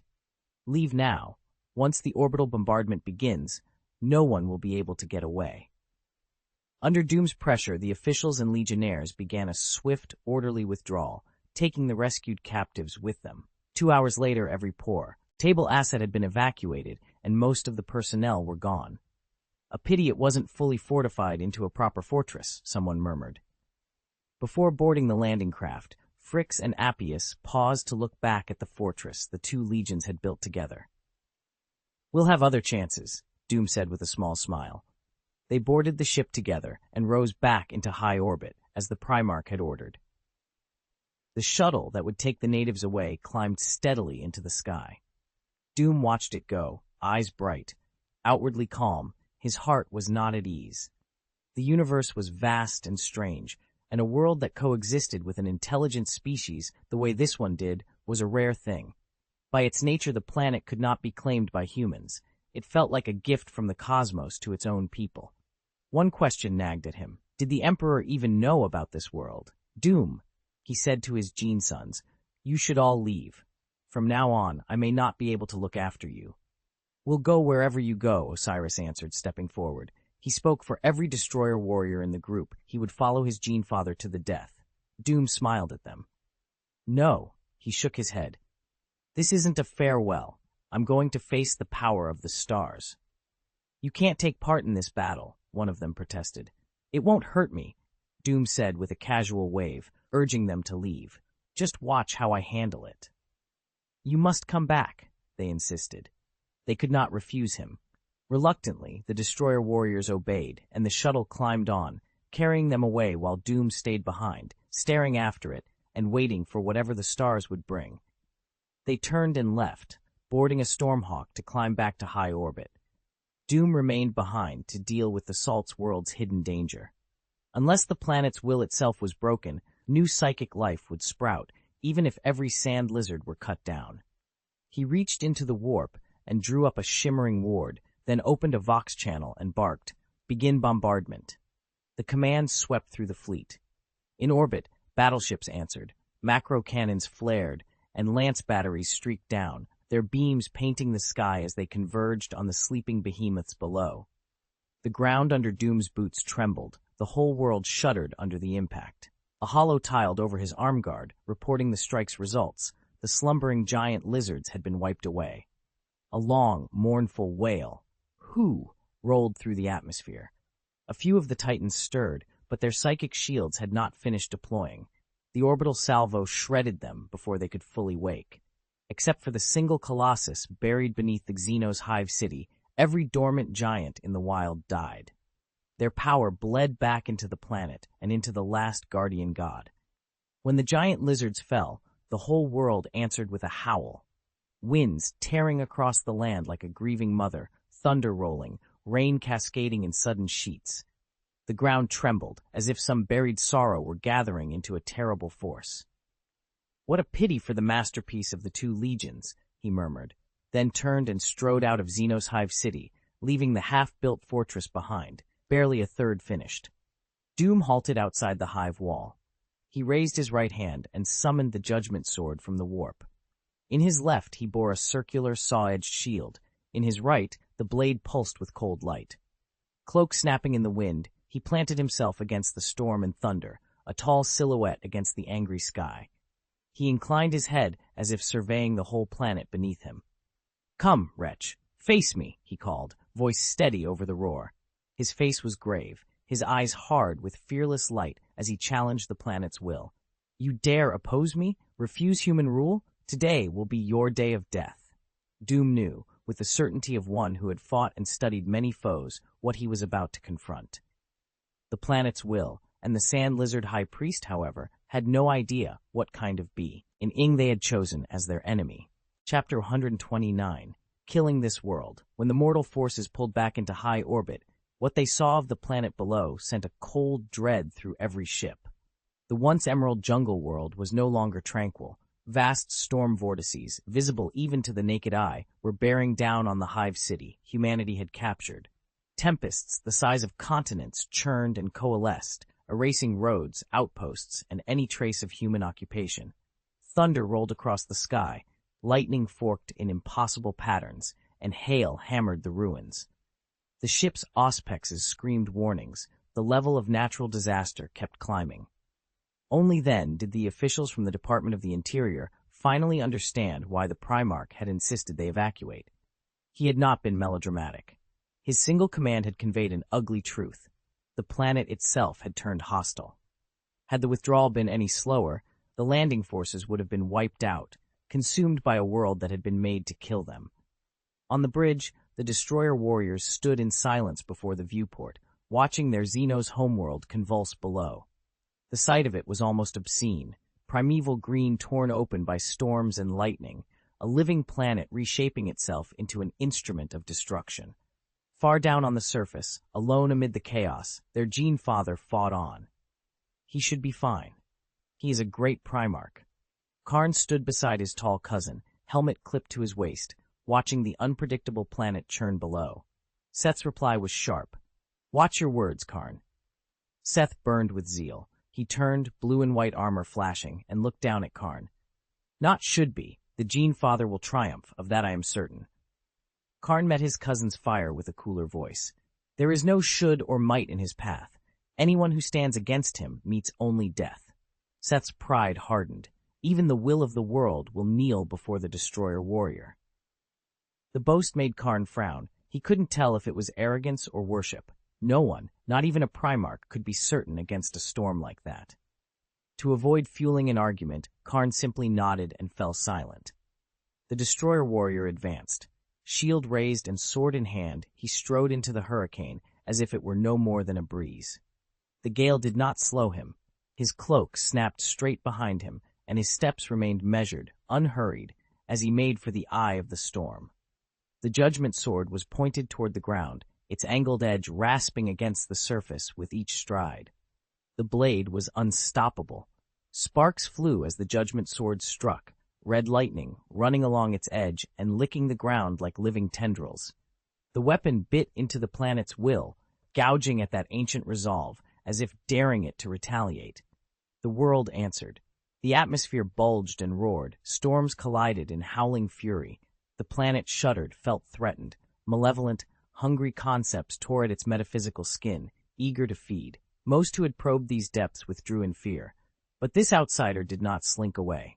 He stood his ground and brazenly challenged the world. Doom's expression went ice cold. He felt the planet's will swelling outward, and his mind began to race through possibilities. Elsewhere, Russ had received the astropathic warning and was accelerating his moves to encircle sand lizard populations on other worlds. Doom waited for the right instant. When the souls of most of the sand lizards had been drawn together and the planet's power reached its zenith, he would make his play. Psionics was a wondrous power, limitless in its uses when applied correctly, but it was also perilous, its backlash catastrophic. Until now, the sand lizards had been sheltered by their world's will, able to exploit psionic gifts under that protection. Doom intended to turn that advantage against them. Doom had set a simple, cruel trap: exploit the sand lizards' weaknesses and let them taste the bitter fruit of betrayal by psionics. Out in the void, Leman Russ stood at the command console of the Hrafnkel and never stopped issuing orders. He had received his brother's astropathic message and folded his actions into that plan. When a Primarch takes something seriously, his extraordinary mind moves at a terrifying speed. Russ's directives came in dense, clipped bursts, a relentless torrent that left no room for hesitation. Doom's lure the snake out of its hole tactic paid off. On the sand lizards' colony worlds, 80% of their fighting men answered the call and launched into space, straight into the hunting ground the space wolves had prepared. The sand lizard vessels were laughably inadequate. To call them warships was generous. They were more like houses of stone and riveted steel stitched to crude human warp drives. Against heavy lance batteries and macro cannons, they proved brittle as pottery. When a hull finally gave under fire, the damage was immediately fatal. Ripped bulkheads let the interior pressure collapse in an instant, and panicked, sand lizard warriors were flung out into the void. The narrow skies above their shattered ships became a carpet of bodies, the final proof that Doom's design and Russ's fury had turned their reliance on psionics into ruin. Without thick bulkheads, their warships were like eggs drifting through the void, beautiful, fragile, and easily shattered. The wolves' attack was brutally straightforward. Lance strikes to cut them open, macro cannons to rip them apart, boarding parties to finish what the guns began. That three-pronged hammer left the sand lizards in tatters. From every ruined orbit came the same sound, urgent, piercing pleas for aid from the homeworld. The calls were constant, a howl that reached out to any friendly fleet within range. The sand lizard leaders heard it with a desperation that made them reckless, lose the world, and they had nothing worth living for. So despite staggering losses, they threw everything at the human blockade. Wave after wave of battered ships pitched themselves toward the lone gap in space that could take them home. There was a nobility to their frenzy. An entire species hurled forward in a self-sacrificing surge, but nobility and tragedy are twins in war. The blockade had not been erected by accident. The Primarch himself had ordered it, a weapon of will as much as of steel. Like a reaper with a sharpened scythe, he cut through their hope and their courage. Russ had given his word that not one warship would slip through, and he kept that word with a cold, unyielding grip. Across the black, lances flared and licked the void. Macro cannons boomed in chain salvos. In the bowels of the ships, thousands of deck serfs worked with mechanical precision, shoving shell after shell into the breaches. The sand lizards' charge faltered and broke beneath that relentless clinical violence, and the space between desperation and extinction closed like a fist. The astropathic choir chanted like a dirge, while the cogitator arrays intoned their cold, precise mechanical prayers. Together they wove a lament for the sand lizard's end. Doom did not hurry. He stood in the widening tempest, the wind tugging his cloak until it snapped behind him, and yet the storm could not unsettle him. Beneath his boots, he felt the world change. A rising, palpable power that sharpened into emotion. Beyond the wind, he saw the forest exult, trunks thrust upward, leaves shivering with new growth, vines twisting and dancing like living serpents. He knew then that the moment had come. He would finish this here, then return to Terra to face the Emperor. He stopped in the eye of the storm and let his breathing deepen until each exhale seemed to pour power into the air. Then, drawing himself up, his eyes blazing, he let loose a sound that was half command and half animal fury. "Face me!" The roar rolled out like some titanic dragon from old tales, shaking the heavens. For a heartbeat, the hurricane stilled, its rotation halted, and the howl of the wind fell abruptly silent. The planet's furious will recoiled in shock. A single roar from a tiny human had stilled the storm. Far above, the fleet in high orbit went suddenly mute, dozens of auspexes glitching and failing under the force of the Primarch's cry. Karn's hands trembled. He wiped the sweat from his brow and looked again at the man below who dared to defy the world. "What a pity," he breathed. Doom shook his head, sounding a weary sigh. He raised his right hand, spun the judgment sword once in his grip, and leveled its blood-red blade at the ground. "The universe will mourn for you," he intoned. "A planet that possesses a will is a miracle, and today that miracle ends. I will kill this world." As the words left him, the ambient psychic tide crested. The moment to strike had come. Doom's eyes narrowed, murder in their depths. He seized the hilt of the judgment sword and drove it down into the earth. The blade sank into the soil as if it had been waiting. Hunger and steel, eager to snuff out any who resisted. When the edge finally bit in, time stretched taut. The instant the sword met the world was a long, suspended thing. On the Emerald Planet, everything seemed to hit a pause button. The storm died down, the roars faded, the forest fell silent, and the world held its breath. Then a single, agonized wail rose up, a sound so painful it brought tears to anyone who heard it, as if the planet itself were struggling against the inevitability of death. In the sand lizard capital, priests wept tears of blood that streaked vivid lines down their scales. None of them had ever felt such profound grief. Only the priests understood what the cry meant. It was the will of the planet, the Great Mother, crying out. She was dying. With a terrible rumble, volcanoes around the globe erupted at once. Polar ice fractured and collapsed, colossal waves surged across the oceans, and the land itself split open as subterranean forces tore canyons apart and magma poured out like the planet's blood. Forests lost their vitality. Once lush growth withered, rotted, and in time the green turned to desert. Churning clouds brought cold, biting rains, a deathly chill that drained the world of its former vibrancy. Humanity watched from high orbit, horrified, seeing every detail with terrible clarity. In less than 10 minutes, the once lush jungle world had been reduced to a wasteland.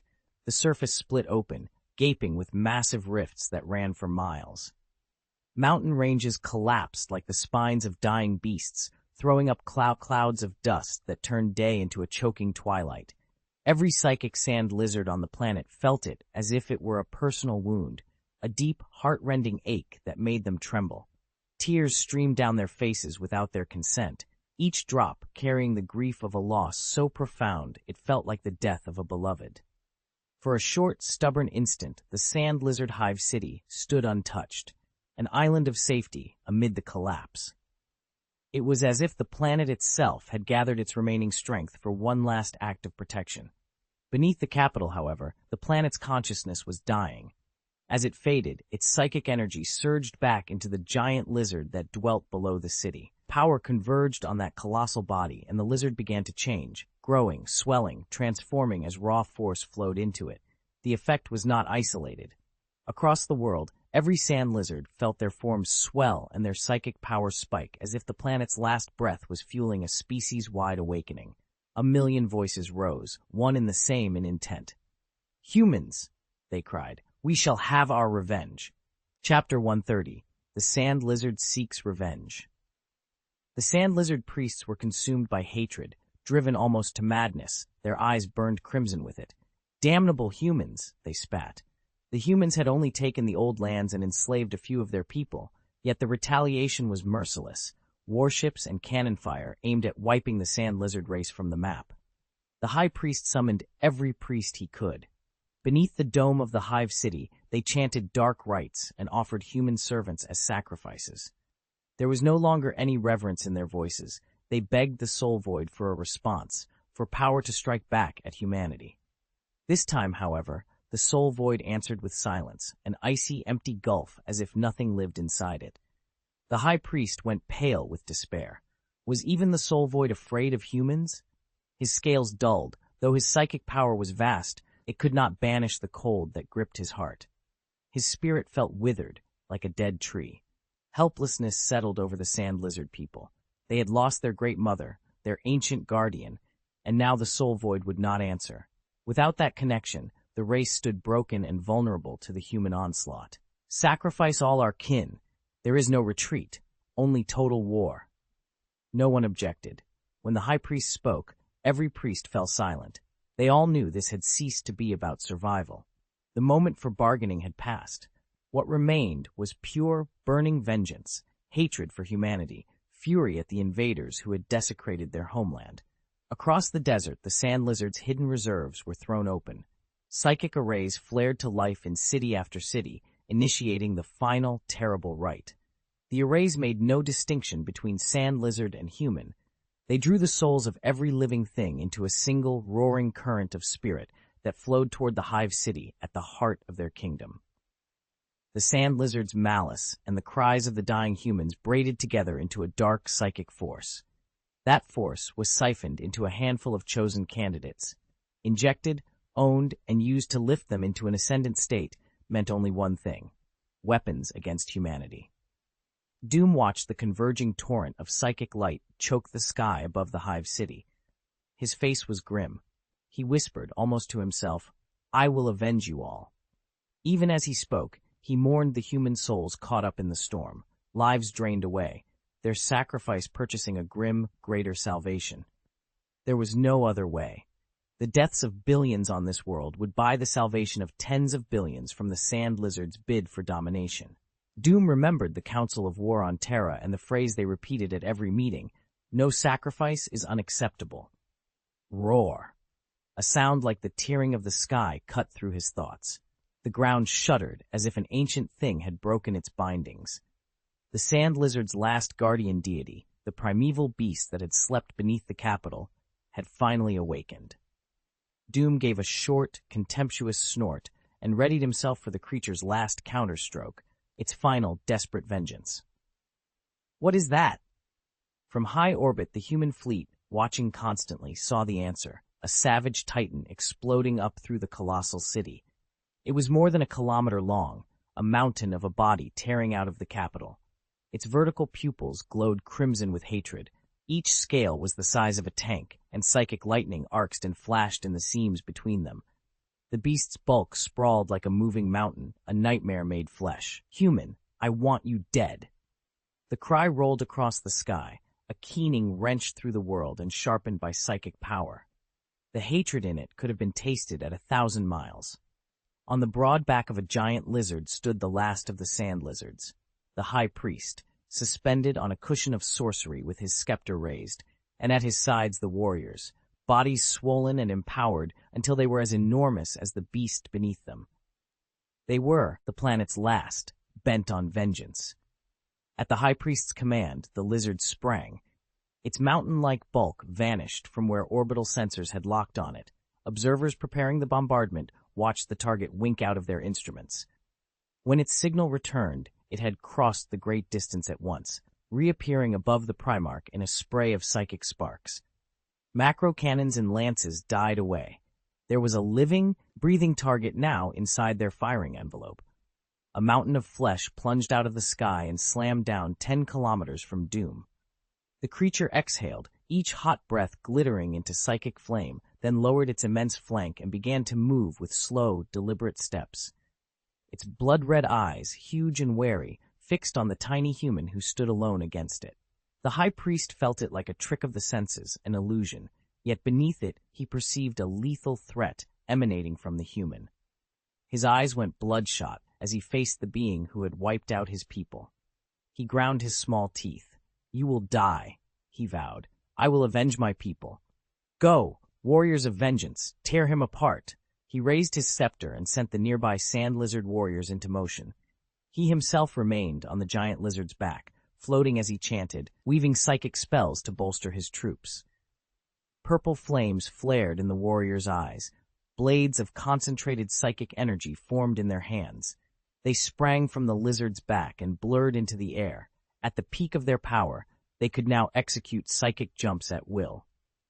Doom's face did not change. He rose slowly from the ground while the judgment sword remained driven into the earth behind him, continuing to leech whatever remained of the planet's consciousness. He rattled his shield, slipped a super shotgun from his belt, and took up a ready stance. 6 attackers. Doom quickly locked onto all their positions. To the Primarch, the enemy's psychic ruptures stood out like lighthouses, each one a pulsing beacon in the psychic dark. "Human, prepare to die," a voice bellowed. Doom's eyes flashed. "Here they come."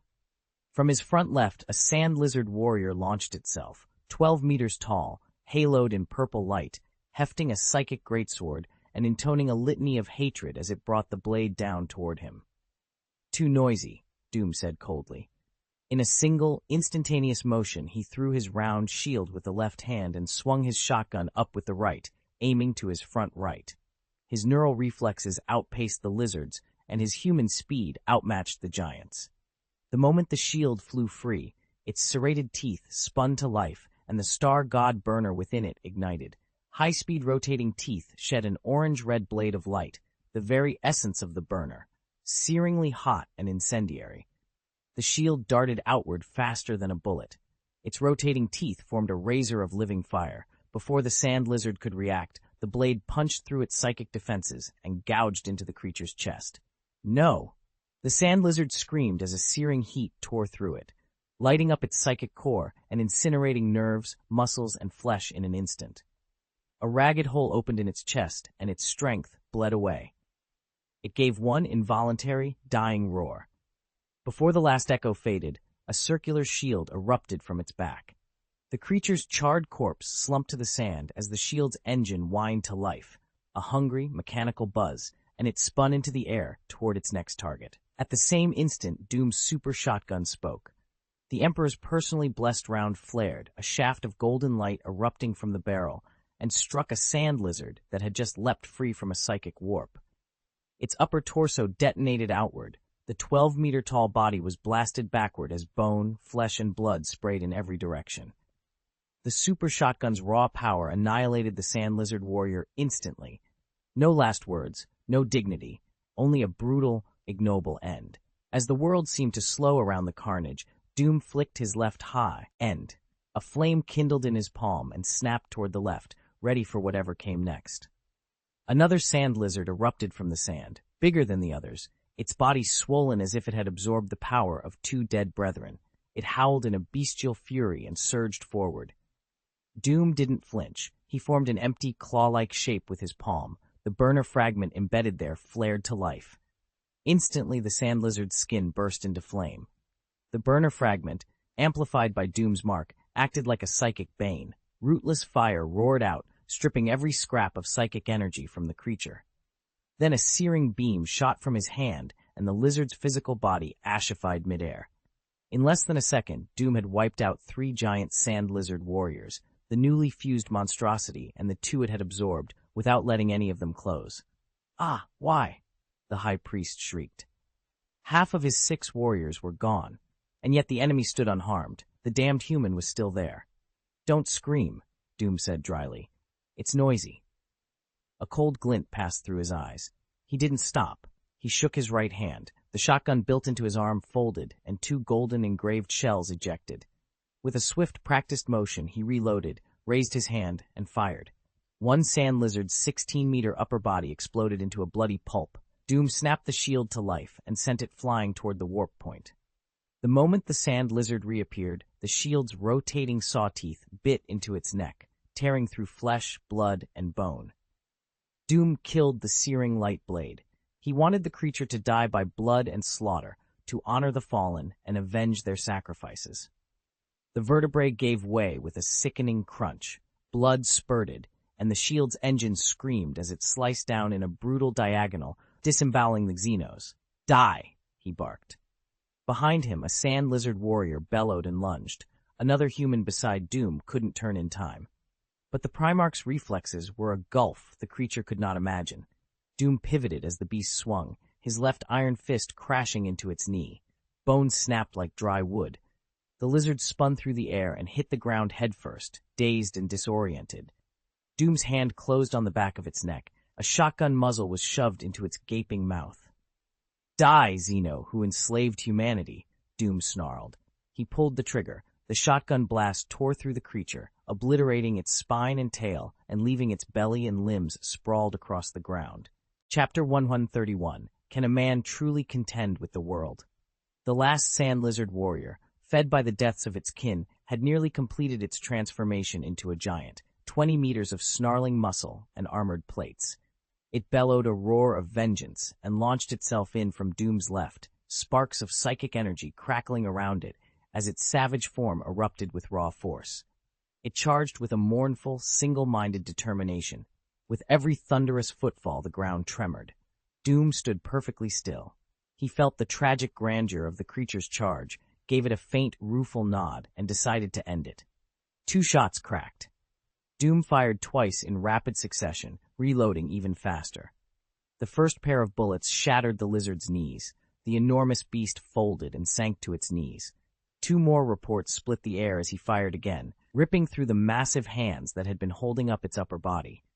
It collapsed face first on the sand, eyes still burning with undiminished hatred, its bony dorsal plates bristling as if straining with rage. Even prone, the hulking carcass still loomed nearly as tall as Doom. Doom leveled his super shotgun at the lizard's forehead and didn't hesitate. When he pulled the trigger, the creature's skull erupted. Brain and yellowish-white matter splattered across him. The sand lizard's massive body convulsed. Its nervous system still fired involuntary commands. Doom noted the raw psychic energy hanging in the air and with a spellcaster nearby, put another shell straight into the beast's heart to make sure it couldn't rise again. When he finished, he turned. His gaze cut across the desolate dunes and locked onto the high priest, riding the giant reptile's back. The priest's great incantation had finally reached completion. From a bruise-colored sky, a bolt of purple lightning fell, striking Doom. White brilliance burst outward, the lightning revealing its full, savage power. In the flash, the high priest saw his own hope reflected in the warrior's armor, and in that reflection he saw only despair. The lightning washed over Doom, and he stepped through it unmarked, utterly unharmed. "What kind of monster are you?" the high priest gasped. The staff nearly slipped from his fingers. His body wavered in the saddle, shaken by the sight. Doom tilted his head and answered calmly, "A human." They were far apart, but psychic energy carried their voices, so distance meant nothing. The high priest scoffed and shook his head. "Liar." A being of such power refusing to admit who he was? The strength was impressive, but the evasiveness made him sick. "No matter what you are, you'll die soon." Hatred burned in the high priest's voice. He would strike now, letting his guardian deity tear the arrogant human apart. He began to chant. A rain woven of psychic energy shot from his hand and slipped over the giant lizard like a leash. "Kill him." He snapped the rein, driving the monster's kilometer-long body forward. In the blink of an eye, it closed the 10 kilometers between them. Boom, boom, boom. Each step struck the ground like a war drum, the beast gathering momentum with every thunderous stride, charging with destructive force. Doom's face did not change. Not a muscle twitched. He regarded the mountain-sized creature as if it were nothing at all. He tightened his left hand around the inner plate of his round shield and fixed his gaze on the charging behemoth.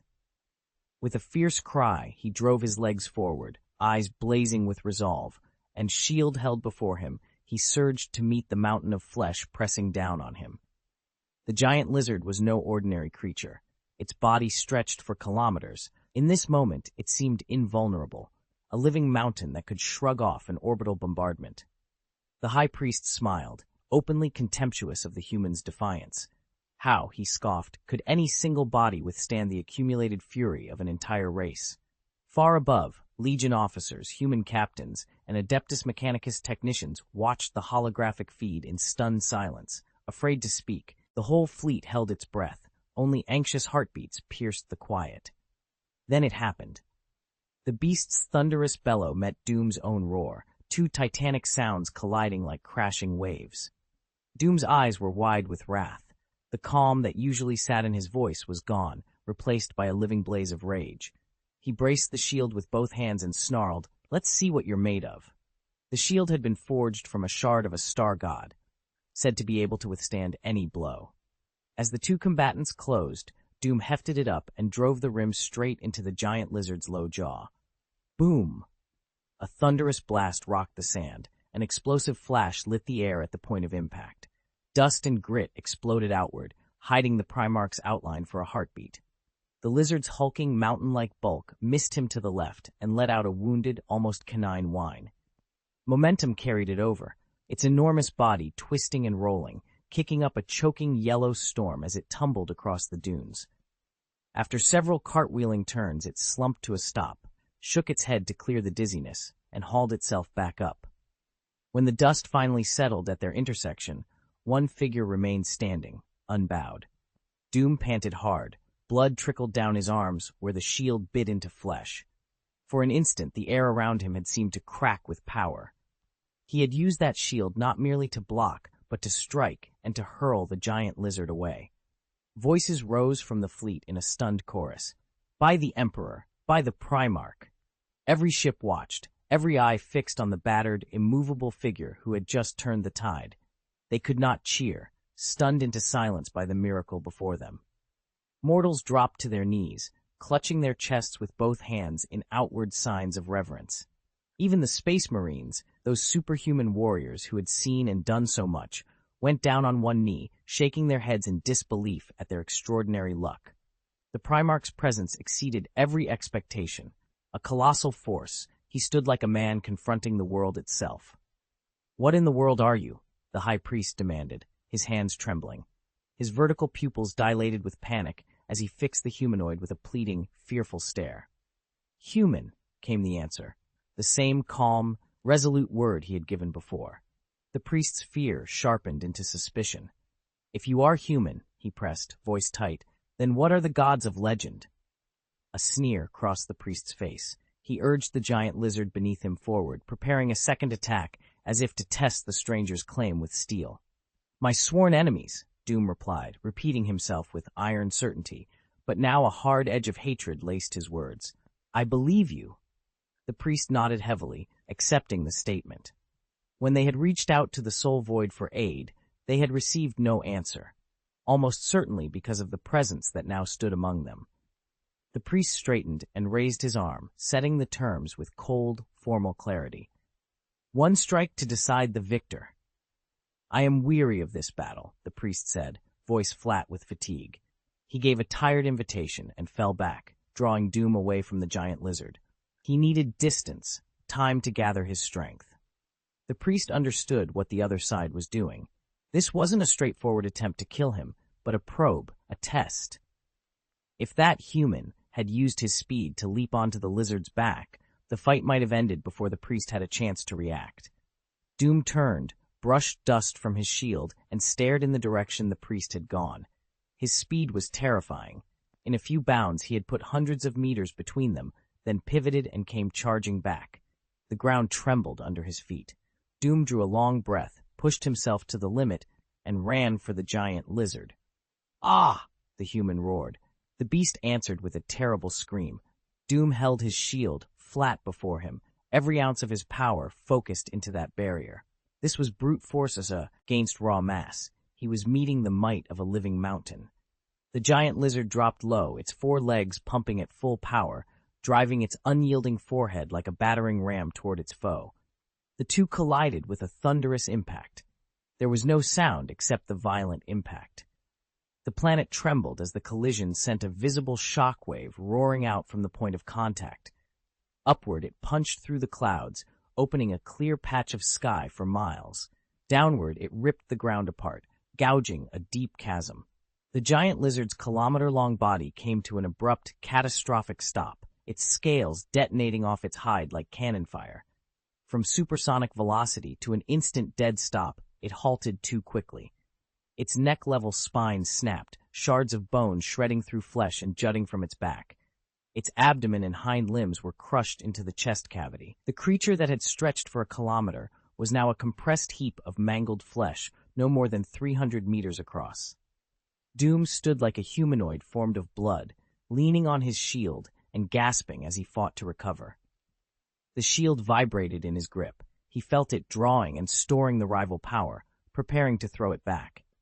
The metal hummed, and the mark of destruction flared to life, mirroring the giant lizard's force and sending it straight back at the beast. Boom!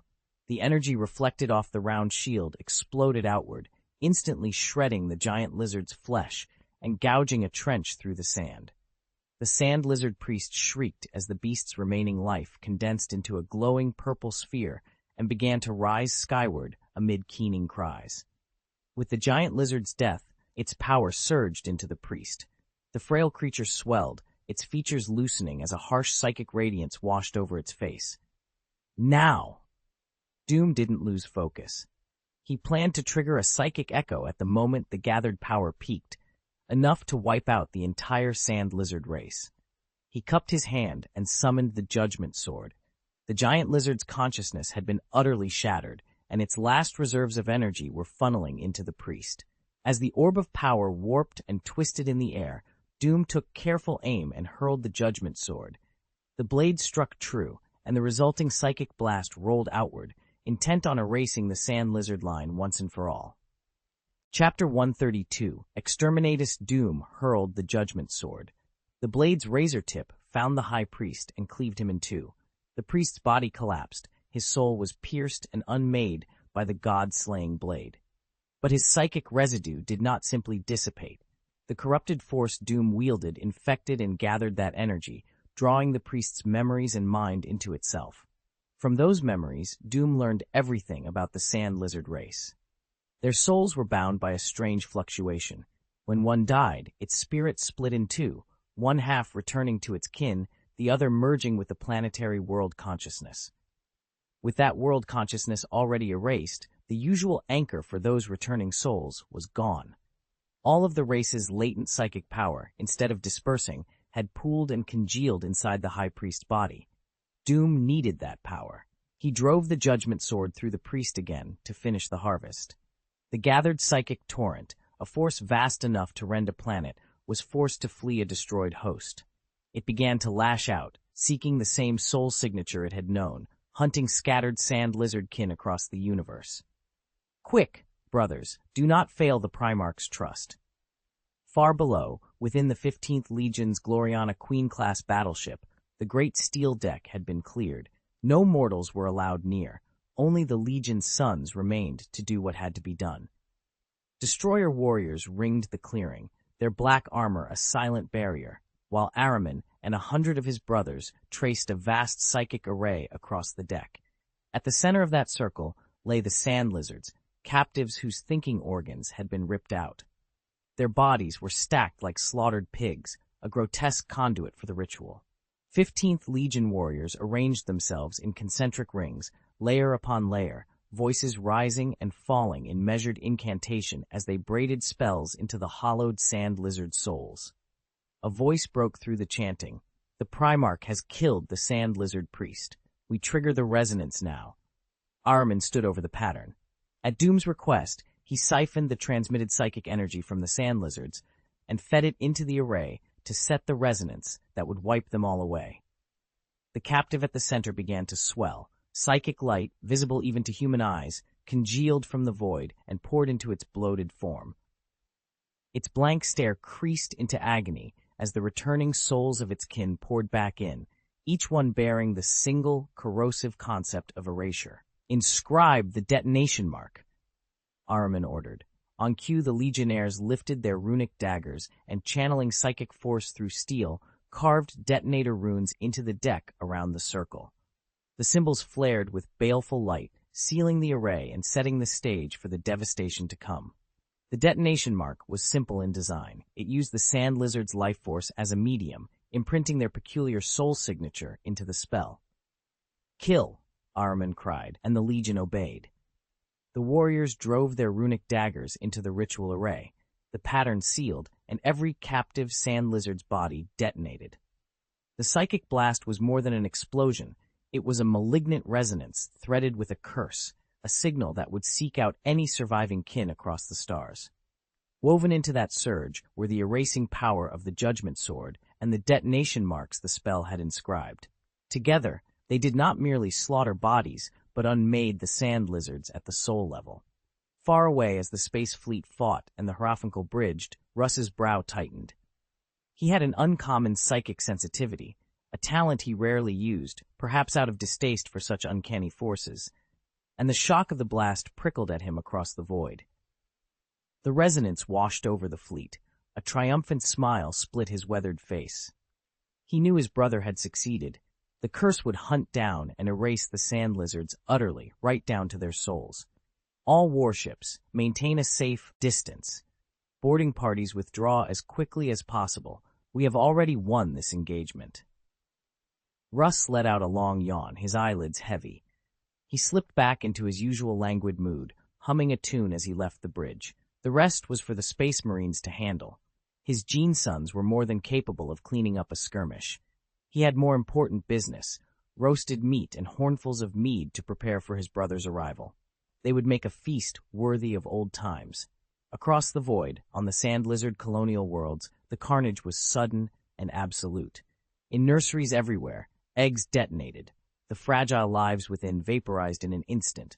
New hatchlings fared no better. As the psychic waves swept over them, their tiny skulls ruptured on contact. The resonance continued to spread. Wherever that detonating mark touched flesh, it ignited the soul, setting off catastrophic psychic feedback. Every soul it struck, weak and strong alike, was infected. The weakest burst first, becoming fresh conduits for the transmission and accelerating the collapse, like a pyramid crumbling from its base upward. Human servants watched in horror as their exalted sand lizard masters seized, fell to the ground, and then had their heads explode in a desperate final rupture. The psychic resonance spread like a plague. Not a single soul in the Hive City survived, and no sand lizard settlement was spared. Old and weak, women and children, technicians and warrior leaders alike. As the fabric of their society collapsed, the psychic energy only intensified, and the scenes aboard the warships in orbit were worse. Inside those vessels, human crew fell back in panic. The sand lizard defenders who still resisted barely had time to comprehend what was happening before a dizzying headache blossomed into a tearing pain behind the eyes. Psychic force poured into them, their skin flushing with a sickly purple light. Their bodies lifted off the decks and then shattered into fragments.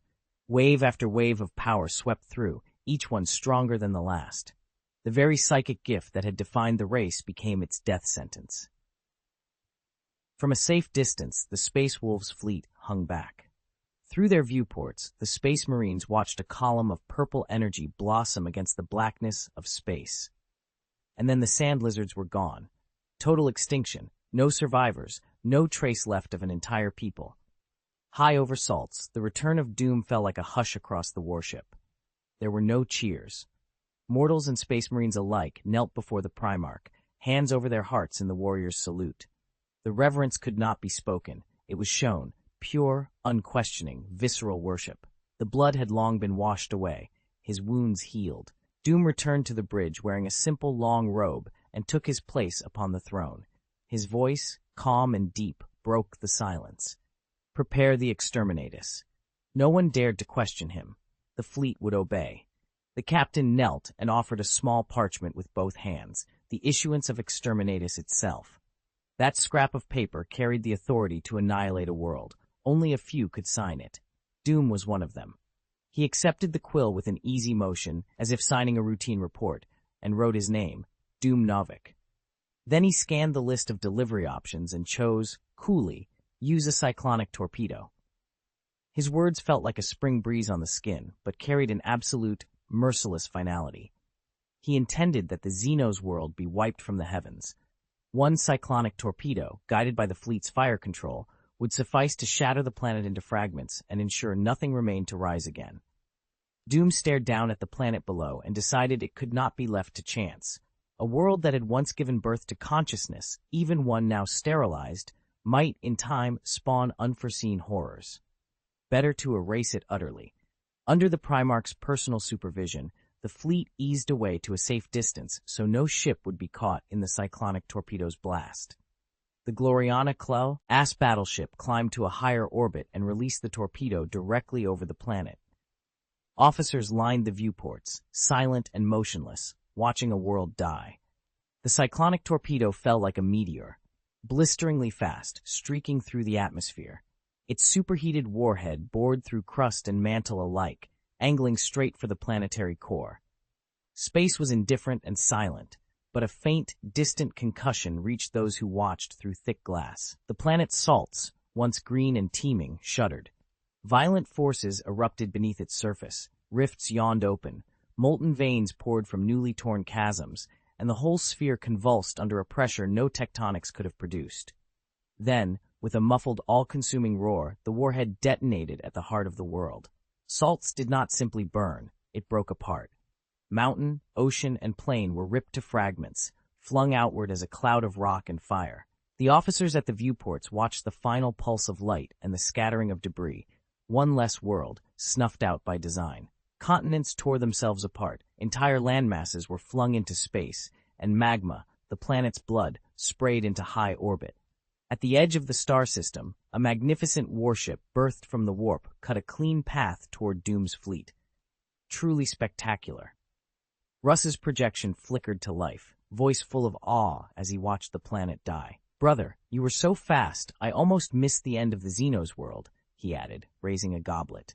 He had arrived in time for the final act and lifted his drink in quiet salute. Russ watched the globe shatter, fragments scattering into orbit. A smile crossed his face, but under it was a sting of regret for the world's destruction. He felt that regret and accepted it without question. Doom had not acted on whim. A wise king would not. If Doom had ordered exterminatus, it must have been a measured decision with sound reasons behind it. So Russ drank his mead and observed in silence, unwilling to pry. His brother had done the dirty work. Was that something to fault? To question the extermination? Beneath Russ's savage exterior, there was a careful heart that understood when to push forward and when to pull back. They had wiped out a race in 3 days and then ended its homeworld. There was nothing left to criticize. They were executioners both, men whose hands were stained with blood. "Let's go. It's done," Doom said, nodding to Russ. Their business here had been settled. It was time to move on. "Horus isn't far. Shall we pay him a visit on the way?" Russ asked, a grin splitting his face as he licked his lips, eager to see another brother. "What is he doing?" Doom's eyes brightened. He hadn't expected Horus to be so close. "About 600 light-years out," Russ replied. "He's negotiating with a human alliance right now, persuading them to join the Imperium peacefully." "Then, let's go see him," Doom agreed. During the Great Crusade, violence was often a blunt instrument for taking worlds, but diplomacy was frequently the preferred tool. Bringing humans into the fold without slaughter kept brother fighting brother to a minimum. "Come, come, come," Russ crowed, his eyes gleaming a fierce green as he licked his lips again. "Come aboard my ship. Drinks and meat await." "And if Horus isn't making much headway," Russ added with a wink, "we can always learn from the Space Marine's tactics. He's very experienced." Chapter 133. The Primarch is never simple. Horus's patience was running thin. He had spent days trying to negotiate with a small human alliance, and every hour the talks stalled further. The Luna Wolves' flagship, the Vengeful Spirit, hung in the void like an iron sentinel. A great red crystal eye, Horus's emblem, was set into its prow, a constant reminder that nothing escaped his notice. The Glory Queen-class battleship, forged on Mars, carried terrifying firepower. In his private office, he stood by the observation port, watching the distant world that had consumed his attention. As a matter of protocol and showmanship, he had ordered the Vengeful Spirit and the fleet to hold in deep space rather than force their way into orbit. It was a deliberate gesture, enough to demonstrate imperial strength, but restrained, an unmistakable signal that the Imperium came in peace. Horus narrowed his eyes and measured the risk of war. The recent negotiations had ground to a halt. This small human federation had unearthed something of the old tech, powerful enough to be dangerous, but not so overwhelming as to be invincible. That made them a difficult problem, useful if bent to his will, deadly if left unchecked. These few human worlds sat on a choke point along a vital trade route, a line the Great Crusade could not afford to ignore. Their location made them arrogant and voracious. In the council chamber, they made one outrageous demand after another: exemption from imperial taxes, a share of political power, and regular supplies from the Imperium to feed their people. They wanted a starport built-in system, a tariff on every passing vessel, seats at the imperial table, authority and privileges that far outstripped their worth. Horus let out a short, contemptuous snort. A flash of cold intent lit his eyes. Tax relief might be discussed, he thought, but claims to political power and perpetual handouts were absurd. The alliance had overstepped, presumptuous, ignorant of its place in the wider scheme. After round of talks in which the delegates refused to yield, Horus rose from the negotiating table with a tight smile and walked away before the final session concluded. He would not be lectured. He summoned his legion and prepared to make an example of the alliance. If they could not be brought to heel by the imperial truth, then they would learn by the weight of the imperial fist. Horus had fought for the Imperium since the Great Crusade.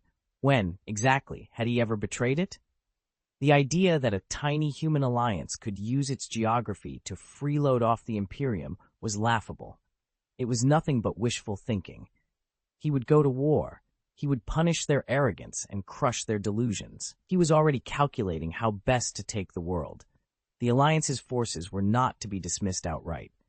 The planet had once been a transport hub in the dark age of technology. Its orbital defenses, relics of that era, still functioned. Those ancient batteries were the shell the Alliance hid behind, a hard, reassuring carapace that fed their overconfidence. "Father." Abaddon stepped into the doorway and spoke softly, breaking Horus's thoughts. "Your 2 brothers have arrived." Horus started, then a smile flickered and his eyes brightened. "Their mission is complete?" he asked. "Yes. The 2 Primarchs have finished their campaigns and are on their way back to Terra." They'll be dropping in to see you. Excellent. Horus's shoulders shook with a booming laugh. My two brothers do not disappoint. How long before they arrive? Have they completed their missions? Less than 72 standard hours. Abaddon replied after a moment's calculation. Prepare a banquet, Horus ordered. I want to entertain them. Only the battle barge Hrafnkel made passage through the warp as it ran to rendezvous with Horus.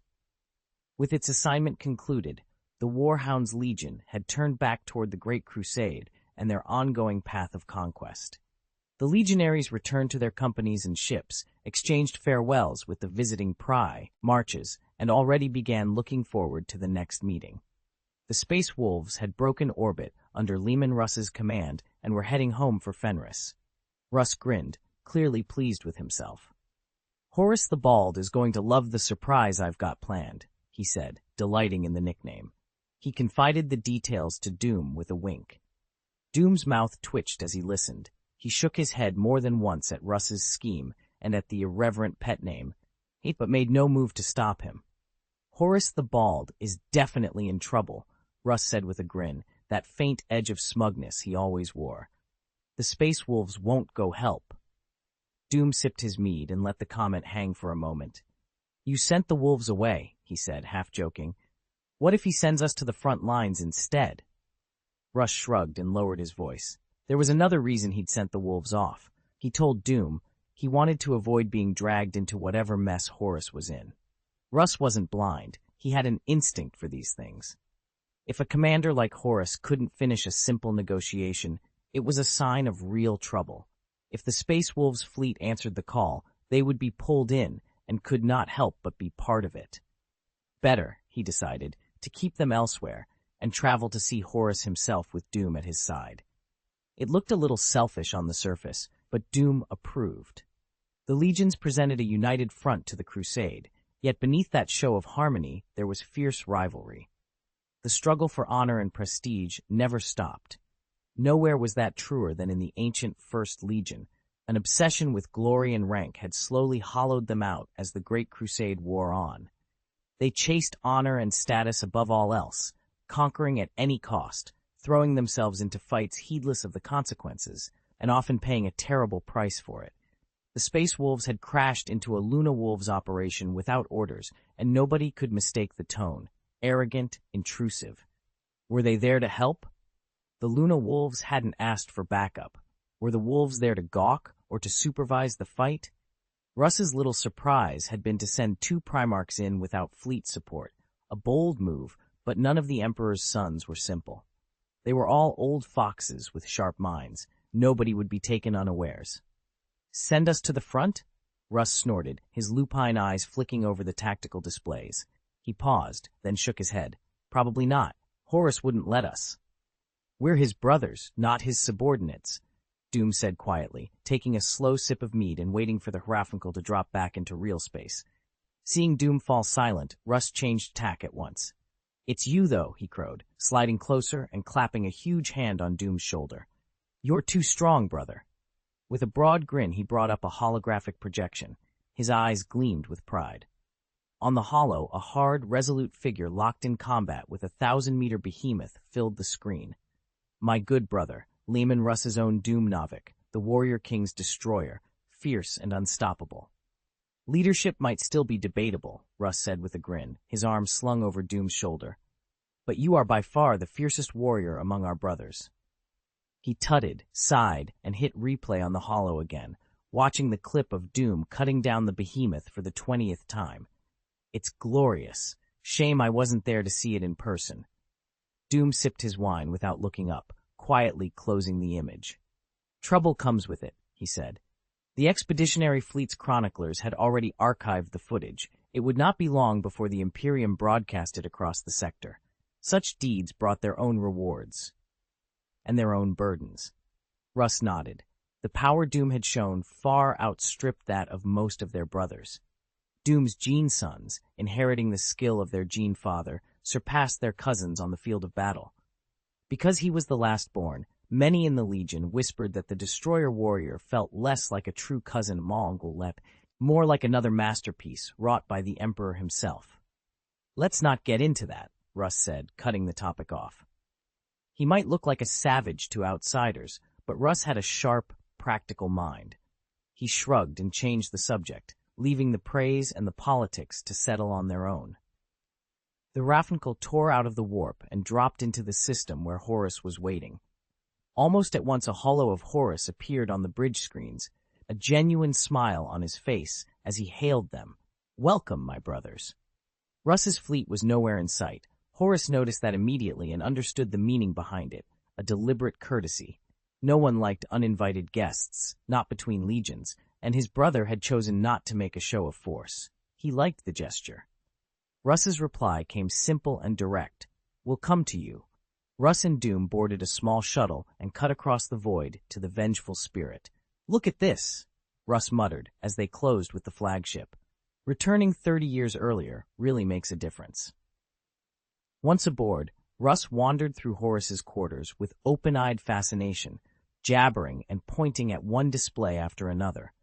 As the Primarch who had stood beside the Emperor for decades and set out on the Great Crusade ahead of many, Horus had filled his ship with trophies and carved rooms that told the stories of his victories.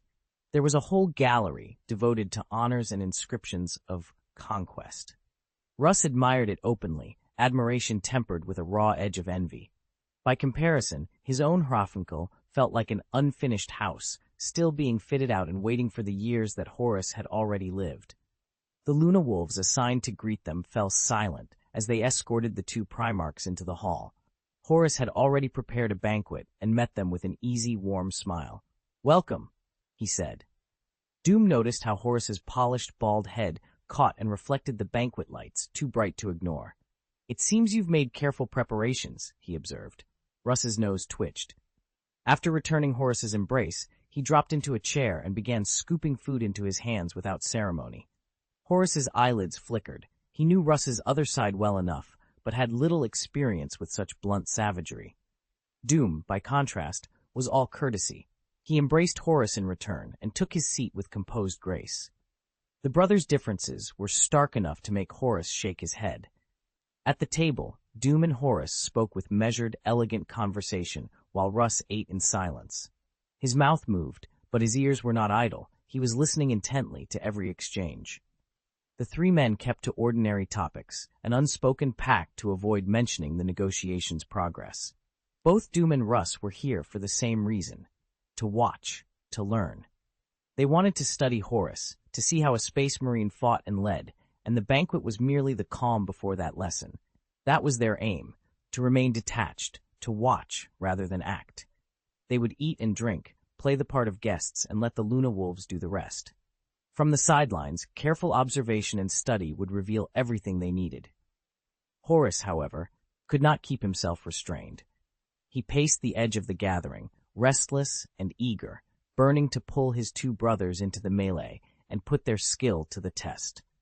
Where others favored patience, he wanted action, to see how they performed under fire, to measure their mettle by the true barometer of combat. Chapter 134. Negotiation?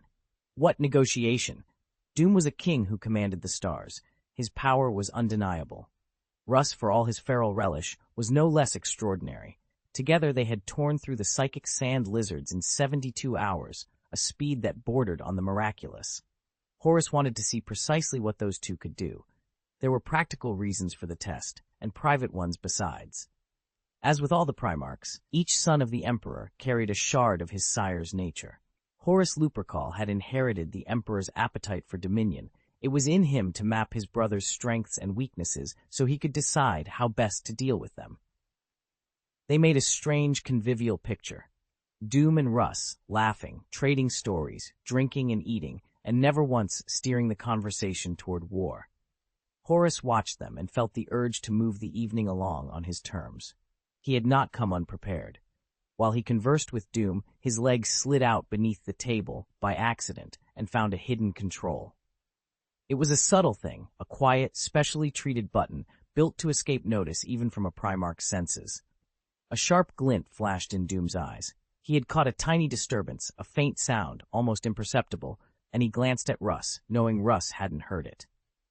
In an instant, Doom understood Horus's intent. He He was trying to pull both of them into whatever whirlpool he was stirring. Rather than let himself be drawn in, Doom changed the subject. "How are your negotiations going?" he asked, no longer chatting idly, but taking the conversation firmly in hand. If the matter had to be discussed, he would take the initiative and control it.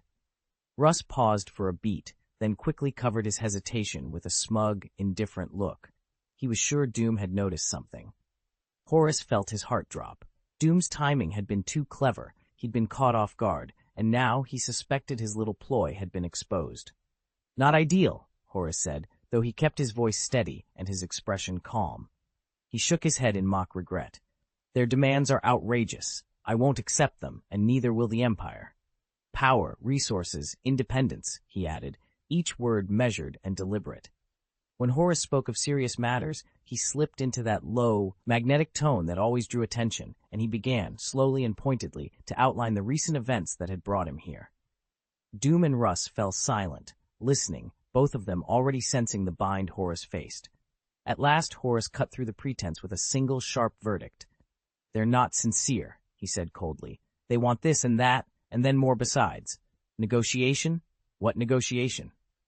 Russ exploded. He sprang to his feet, fangs bared, and let out a roar that filled the chamber. "No more negotiations. It's time to punish them." He strode as if the wolves themselves were at his back. "If my wolves were here, they'd make these insects understand that the Empire takes the stars by force, not by words." His fury was convincing, too convincing.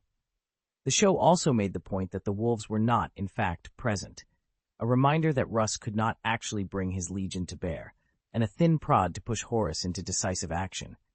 Doom gave a slow, grave nod.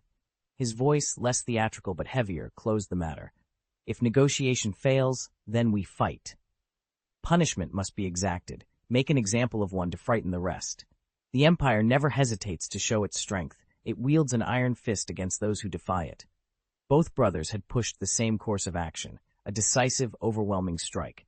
The implication was unmistakable. The only legion that could do this here was the Luna Wolves.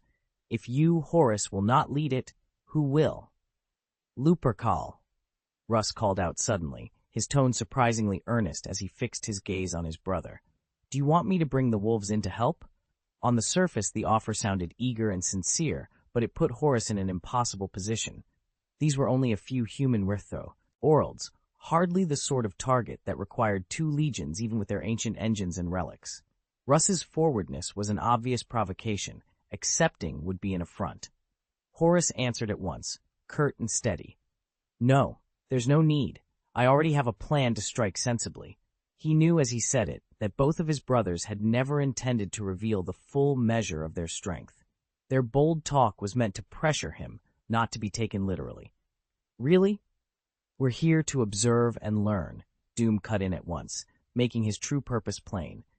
"To learn from you about the tactical employment of the Astartes." He spoke with such candor and conviction that Horace's attempt to draw them into the fight collapsed. There was no useful rebuttal. The explanation fit.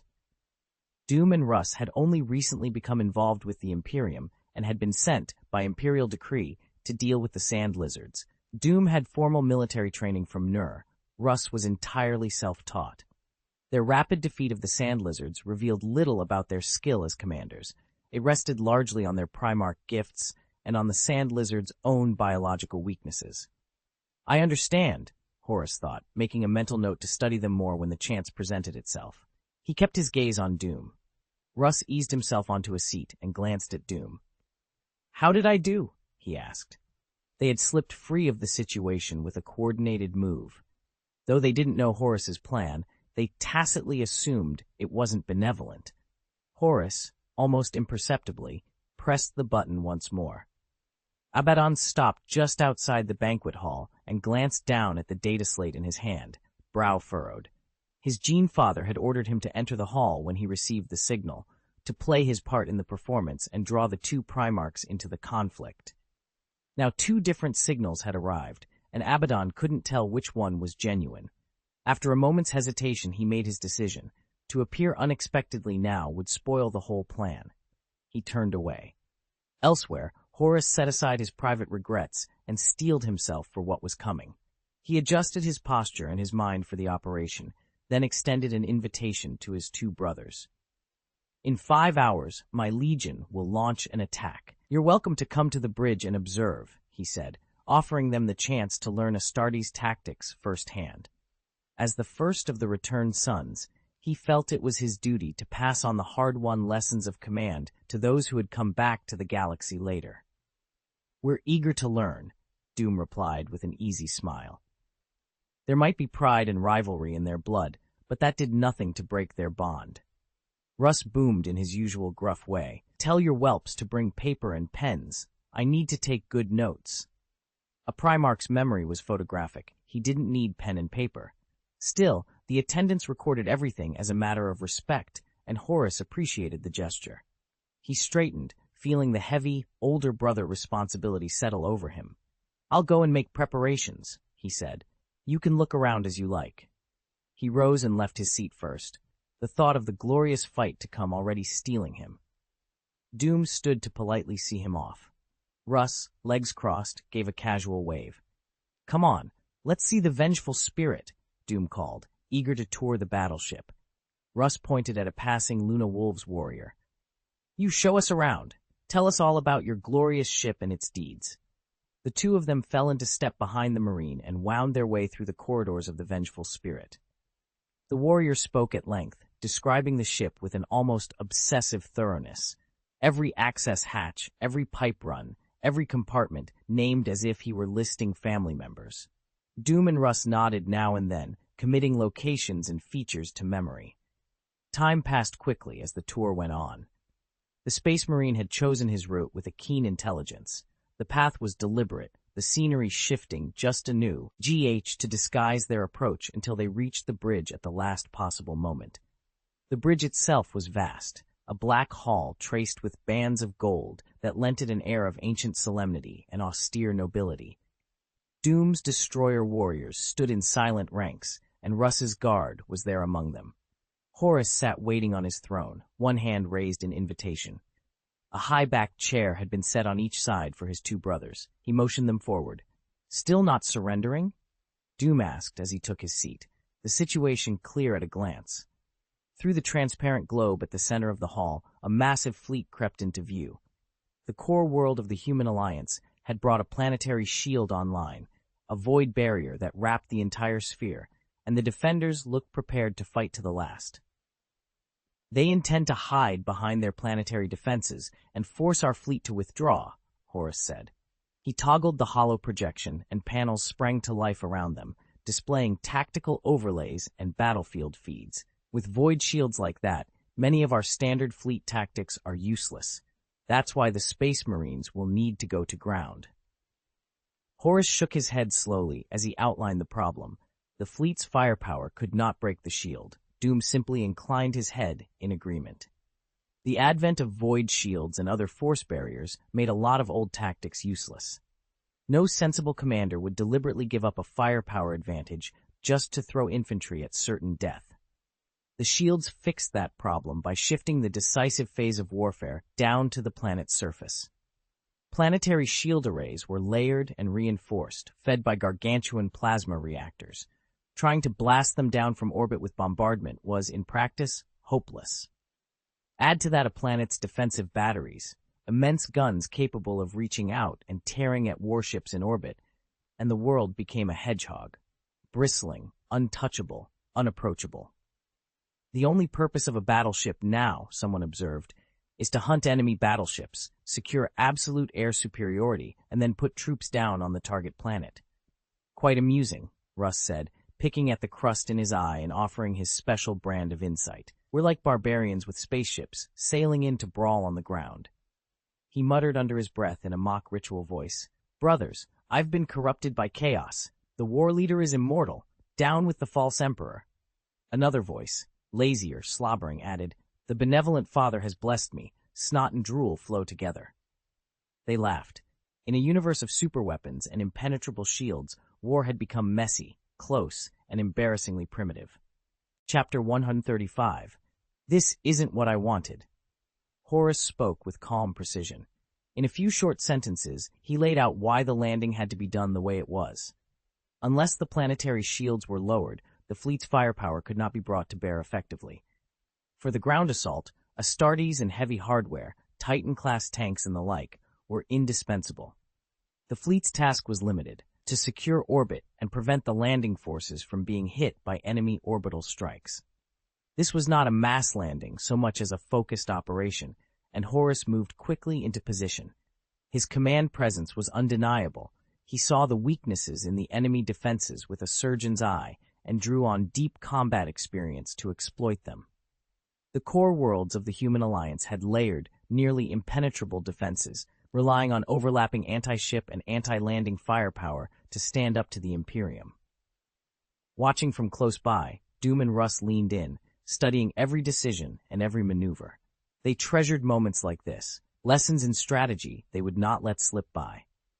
"I hate attacking human worlds," Horus said, his hands never pausing over the controls, even as his voice softened. He spoke to his brothers as he issued orders. "Not only do we have to deal with strange leftover technology, we are tasked with finding every way to wipe out our own people.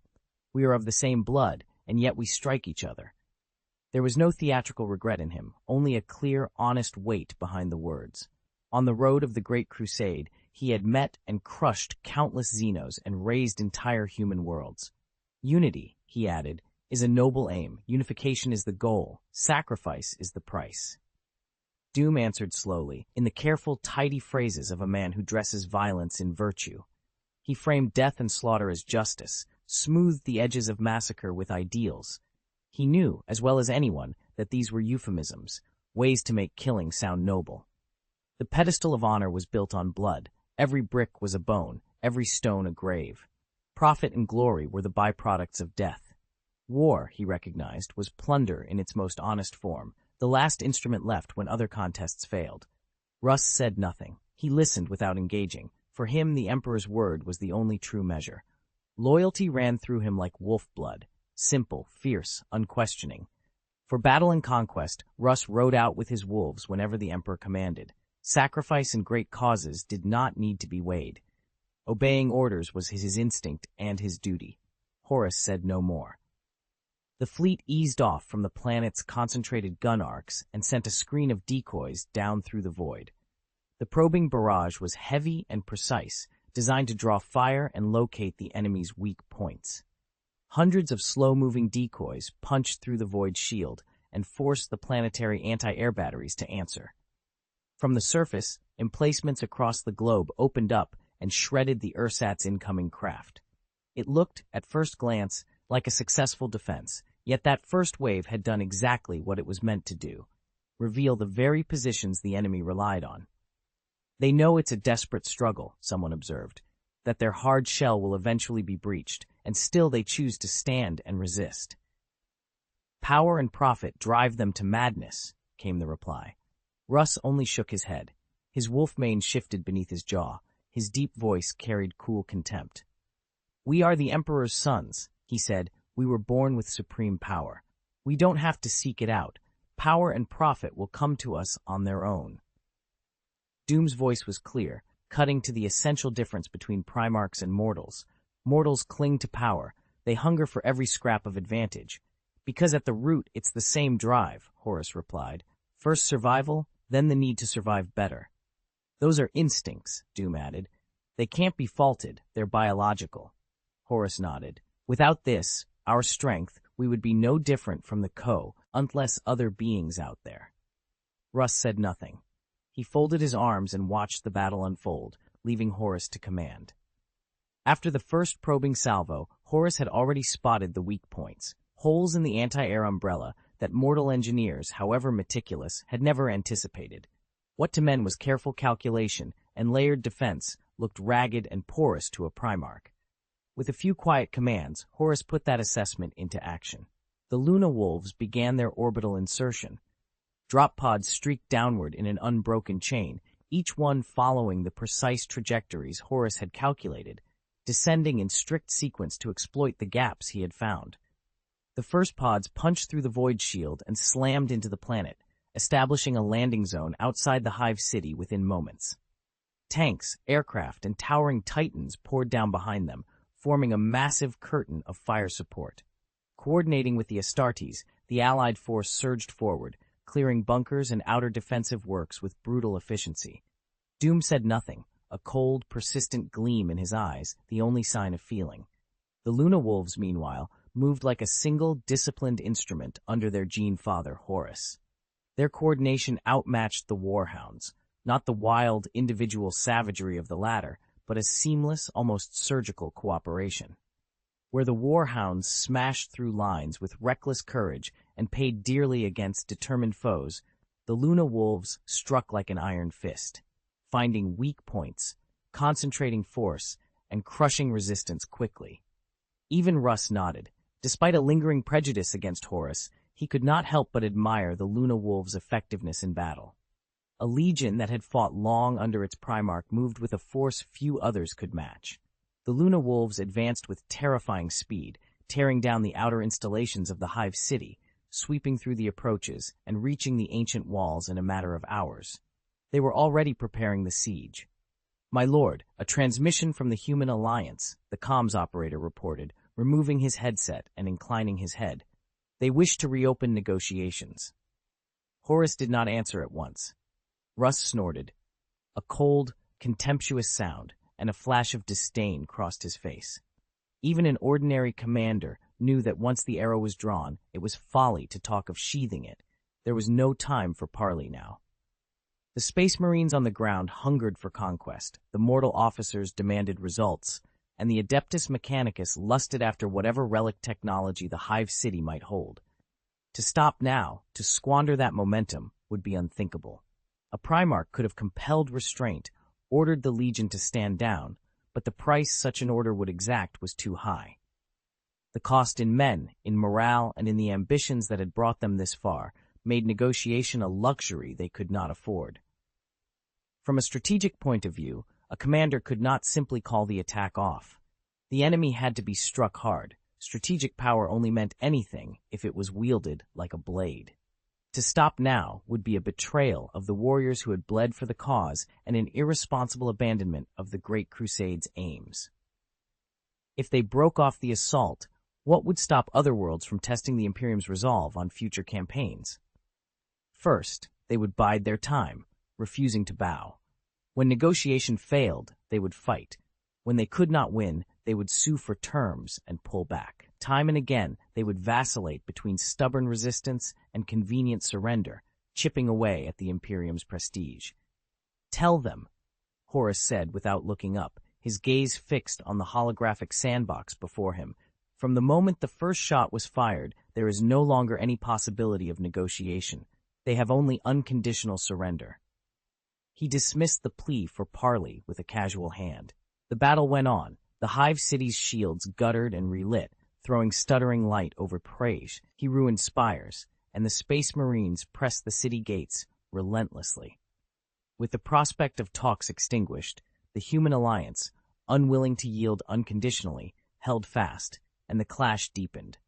The city's rulers had driven the populace onto the walls, urging every able-bodied civilian to make a desperate stand. All defensive batteries burned at full power. The shields and emplaced artillery along the ramparts, to everyone's surprise, were holding the Legion at bay. Inside, lives were treated as expendable. Men and women were swapped out in waves to replace the fallen, and blood ran down the stone like a crimson waterfall. Such fanatical resistance stalled every attempted breach. What had begun as a lightning strike slowed into a grinding tug of war. Even the Luna Wolves were taking casualties. Horus's brow tightened. His finger hovered over the tactical display for a moment before he issued a single new order, Grey Claw. On the strategic holoboard, nothing escaped the Primarch's attention. Doom narrowed his eyes at the name. Grey Claw sounded wrong. Grey suggested pallor and ill omen. Claw conjured tearing violence. Together the title felt ugly. He didn't dwell on it, though. The point was clear. Horus was getting serious and moving to a more aggressive, decisive tactic. What happened next made Doom's face harden. A hot knot of anger tightened in his chest. Horus's Grey Claw maneuver was underway. New drop pods fell through the sky, and from them strode warriors who were nothing like the Luna Wolves. Their presence was subdued, their armor unadorned, a dull, weathered bronze rather than the Luna Wolves' paint, and their shoulder palls bore the old Roman numerals, Daemon. Doom recognized them at once. These were the 19th Legion, veterans who had fought under Horus since the earliest days of the Great Crusade. Their role was plain. Using the Luna Wolves as a curtain, they were launching a brutal, direct assault on the Hive City's gates. Space Marines were terrifyingly powerful, armored in ceramite and armed with bolt guns, but they were still flesh and blood, not living steel. The Hive City's fixed defenses showed no mercy. Turrets opened up, plasma arcs and laser beams knitting into a lethal lattice of fire. The net closed over the 19th Legion. Volleys of ordnance shredded armor and men alike. Within moments, the assault was bleeding out, power armor pierced, squads cut down, and the attackers paid a terrible price. They kept pushing forward, forcing the fire net through the shield and closing in on the city gates to plant the melta-bombs. The Human Alliance's confidence rested on those fortifications. The defenses sliced through whole ranks, and 100 warriors fell across the approach, strewn before the gates. "This is not what I wanted." Doom's voice cut across the vengeful spirit's bridge like ancient ice, a gust of frost that made every head turn and every hair stand on end. Chapter 136. He will be despised by his brothers. "Destroyer warriors, proceed to the landing craft and support the ground battle," Doom ordered. He cast a long, hard look at Horus, said nothing more, then turned and left with his sons. Horus remained expressionless. He only gave a small, almost imperceptible nod and kept his attention fixed on the battlefield beyond the bridge. He understood why Doom was furious. The Space Marines had given their lives. Still, Horus believed he could soothe his naive brother after the fighting was over. Victory in war demanded a price. Sacrifice was the bedrock on which it was won. Russ watched the exchange, then followed Doom with his eyes. His wolfish gaze flicked back and forth for a moment, weighing the scene, before he made his choice. "Wolves, follow the destroyer warrior," he roared, striding for the bridge exit. Horus didn't bother to look up from the holo display, though his brow tightened as he watched the shifting image. "Are you sure you want to go down?" he asked. "They can't touch me," Russ replied, pulling his long robe up and knotting it around his waist. He smiled without hesitation, falling into Doom's footsteps, and called over his shoulder to the Space Marines at the doorway. "Bring me a greatsword. If you don't have one, a metal pole will do." Horus watched the two of them go. Something like displeasure slipped across his face. In his mind, Russ had already chosen, had sided with Doom. From the first time Horus had seen Doom, he had quietly decided to treat the magnificent warrior as a rival. They were alike in troubling ways, both favored by their father, both the focus of high expectations. The Emperor's leniency toward Doom grated on Horus, stirring an odd, prickling envy he could neither justify nor wholly admit. As the first son, he liked to think himself magnanimous, generous with his father's love. He lifted his hand to his chest. In a hidden pocket sewn into his ornate robe, he felt the familiar cold of a golden ring. He could still see his father's hopeful look, the smile full of affection. "You are my Sagittarius," the words had been, words Horus remembered as if spoken only to him. Horus closed his hand around a small golden ring, the simple emblem of protection, and sighed. Two brothers, not unlike each other in many ways, were at odds on the battlefield. It was time this was settled. He watched them leave the bridge, knowing that when the fighting ended, they would have to talk it through. Russ walked beside Doom, muttering under his breath. "He really is a bit much." He understood why Doom was angry and tried to temper him. "You shouldn't get involved in this mess," Russ said cautiously. Doom did not answer. He simply looked at Russ with clear, steady eyes, an austere, rational gaze that mirrored Russ's wilder features. By falling in behind Horus, Russ had already stepped into the dispute. Doom disapproved of Horus's methods, but decided to finish the battle first and confront him afterward. It was a collision of ideologies, and Russ could have stayed out of it. Instead, he walked straight into the fray and made his allegiance clear. "You can't stay out of this." Russ shrugged and spoke quietly. "There are 20 of us. Our temperaments are bound to be completely different." "Do you think that if we all come together?" Doom started. "We'll sit around in brotherly harmony," Russ finished, or will we be at one another's throats, each disliking the next? Doom said nothing more. He turned his head and strode on. His silence was confirmation enough. 20 brothers bound by blood might tolerate one another, but they would not necessarily be harmonious. Compared to Horus, you seem almost normal, Doom said at last. Russ's eyes gleamed. After a moment's thought, he nodded. At least more normal than Horus, he replied with absolute certainty. Doom simply nodded and walked onto the hangar. Russ followed with his guard. The Luna Wolves pressed a greatsword and a boarding shield into his hands. This will do. He tested the weight of the sword. Please, Ed. The landing craft dropped away and plunged toward the battlefield, bearing the 2 Primarchs and their retinues.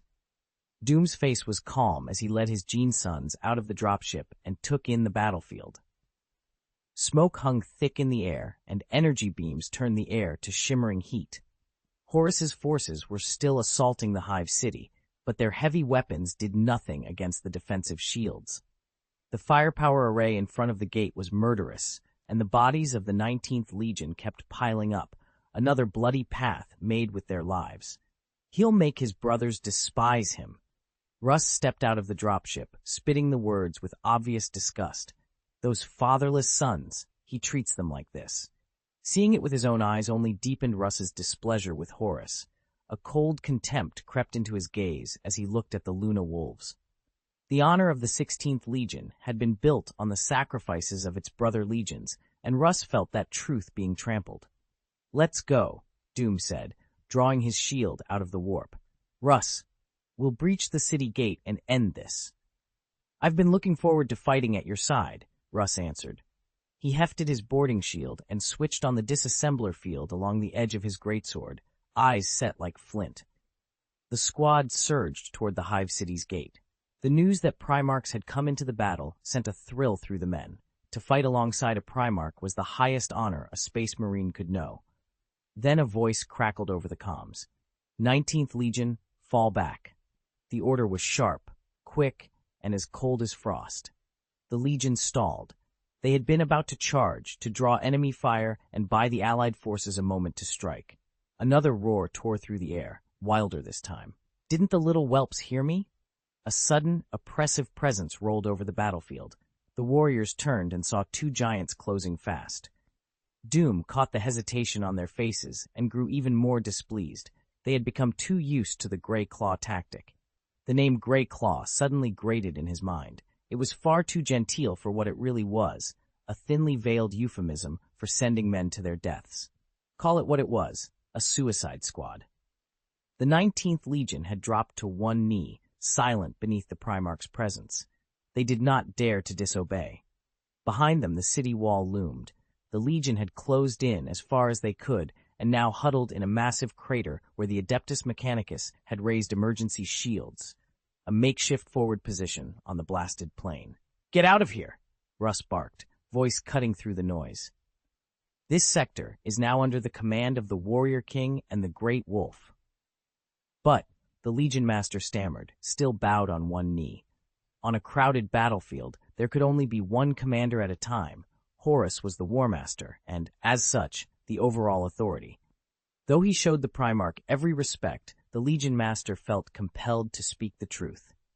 The 19th Legion is under the command of my lord and brother. A crackle in the comms answered him. Horus's voice came over the field network, cool and authoritative. Change of command acknowledged. Control of the 19th Legion is transferred to the Great Wolf. The hesitation died away. The transfer of authority was absolute, and the Legion fell silent again, ready to obey their Primarch. Horus watched with interest, curious to see how his brother would take command and complete the 19th Legion's objective. Russ stepped forward and barked, "Stand aside!" He shoved the 19th Legion warriors back with a deliberately brusque manner, not out of rudeness, but to keep them at a safe distance.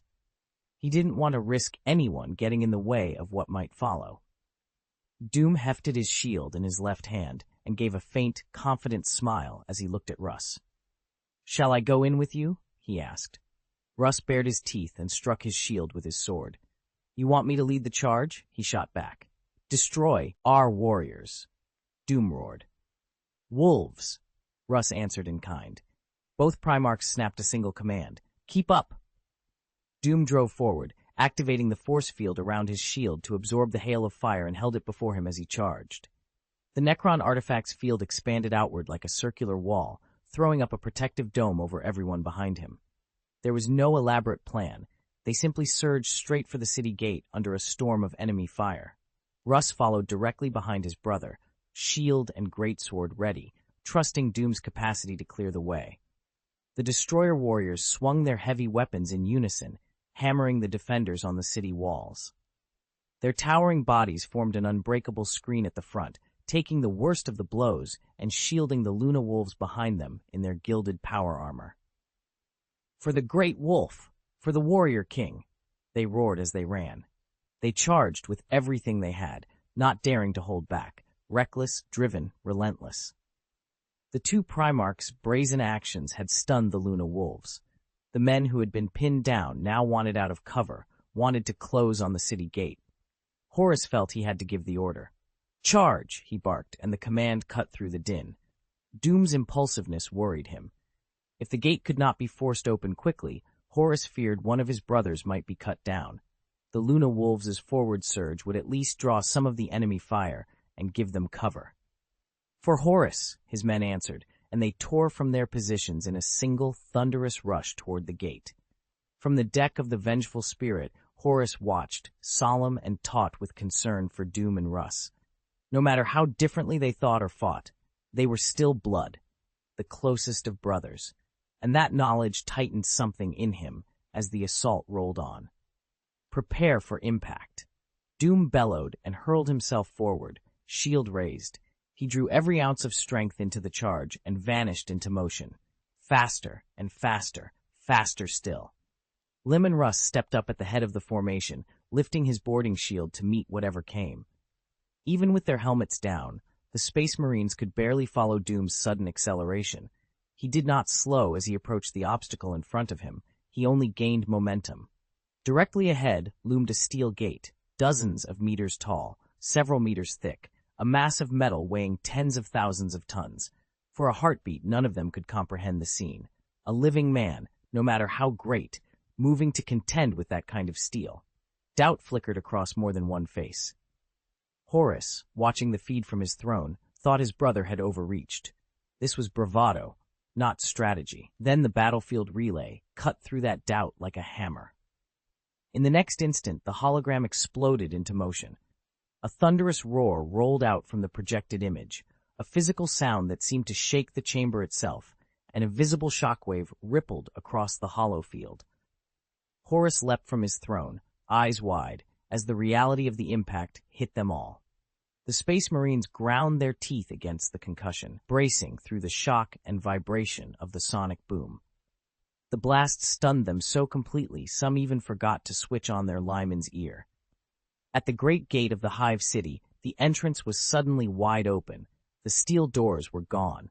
No, they had been torn from their hinges by the Primarch's raw strength and hurled into the city like a battering ram. The doors smashed through streets and alleys, dragging a trail of blood and crushing those unlucky enough to stand in their path before finally collapsing in a twisted heap. Russ felt the impact as if it were inches away. He raised his shield, swung his sword, and charged after the Primarch. "Follow the Primarch's footsteps," he bellowed. The normally silent destroyer warriors answered with a roar. Weapons raised, they surged forward, running to match their Gene-Father's stride as they poured into the city behind. Nend him. Author's note, I've caught a cold, so I'm sorry this is short for today. Thanks to everyone for your support, donations, and monthly passes. Chapter 137. Rampaging through Doom's eyes were icy cold. His left hand trembled slightly from the blow, but he kept his shield raised, its protective force field humming to life. The shield, an artifact forged from the body of a god, threw back physical projectiles and energy beams alike. No weapon in the material universe could pierce it. It was the star god's visible dominion over the physical world. Through the smoke, his vision cleared. The soldiers of the Human Alliance stood frozen, faces white with terror, their rifles shaking in unsteady hands. He stepped out of the haze, a towering figure with the shield held high, his bare chest a tangle of knotted muscle, a shotgun gripped in his right hand. His face was stern and cold. At a single hard look, knees buckled across the ranks. Men in crude armor dropped to their knees, some even bowing, their automatic weapons raised in submission because they no longer had the nerve to resist. Surrender, and you will be spared. Resist, and none will live. Doom's roar rolled over them like muffled thunder, flattening whatever will to fight remained. Then Russ struck like a hurricane, sweeping through the city gate. Russ's animal eyes swept over the kneeling soldiers, and he bellowed, "The pack takes the walls. Destroyer warriors, press forward." No one inside the city dared resist. They had seen the two hulking, half-naked giants and lay trembling on the ground. Russ's plan fit the moment. With the gate open, seizing the walls would blunt the enemy's fire, let more allies pour in and widen their advantage, and make the victory hard to undo. "Move," Doom nodded, calling the order. The assault had to be done in one thrust. Ride the momentum straight to the enemy's core. The squad surged forward. Doom's super shotgun thundered, its raw force cutting down automated defense turrets one after another. Russ flipped his greatsword into a destroyer warrior's hands and grabbed a long halberd for precision work. Where the halberd struck, enemies were atomized, the air filled with showering sparks as bodies dissolved into motes. Atomic flashes danced across the cold steel avenues of the Hive City as the destroyer warriors' disintegration weapons swept through like a storm. The sounds of slaughter filled the air, screams, the keening of children, women shrieking in terror. Men fell to their knees, trembling. They could not make out the forms of the charging squad, only the oppressive force of them and the palpable killing intent. Faced with those beings, survival meant one thing: to bow, plead for mercy, and show complete submission like dogs. Doom moved like an unstoppable force. He opened doors in his path, smashed through walls. Nothing held him. A walking tank, he rampaged forward with overwhelming firepower, unstoppable, unrivaled. "Osiris!" Doom's low call echoed from the center of the Hive City. Osiris looked up instantly. His Genefather had called, and answered with fervor. "Present." With Russ nearby, Doom issued a terse order. "Take half the men and shut down the reactor. Lower the void shield." "Understood." Osiris used their psychic link to call names and marshal half his brothers, leading them toward the plasma reactor. Doom glanced skyward. Time to climb. The spires of the Hive City loomed above them, stabbing into the clouds. Rulers always chose high places, where the air was fresher, the view stretched out over the whole city, and authority felt tangible. The elevators had been sealed long ago. The rulers of the upper hive loved their comfortable distance, so they shut the lifts and stacked barricade upon barricade between themselves and the streets below. The fight to come would therefore be a brutal street war, deadly traps everywhere, every fighter liable to spill blood. Doom and Russ exchanged a look and shook their heads in agreement. There was no better way. They were about to move when Doom's expression changed. He glanced down a winding alley. Russ, following the motion, felt a living presence approaching. A young man was crawling along the ground, his movements writhing and slow. His coarse linen robe was filth-streaked, his body gaunt from hunger, his hair dry and brittle. He clasped his hands to his head, trembling so violently his teeth chattered. "Sirs, all sirs," he gasped. Doom and Russ smiled. The problem was solved. Adventurers were never in short supply. When an old order breaks down, there are always a few bold souls who step forward. "Aye," the young man began, but he didn't dare lift his eyes. To the black-armored warriors before him, his life was no thicker than ash. Before he could finish, Russ was on him, seizing him by the scruff of the neck and hauling him to his feet. "Save your breath. I know what you were going to say. Don't stall. Lead the way."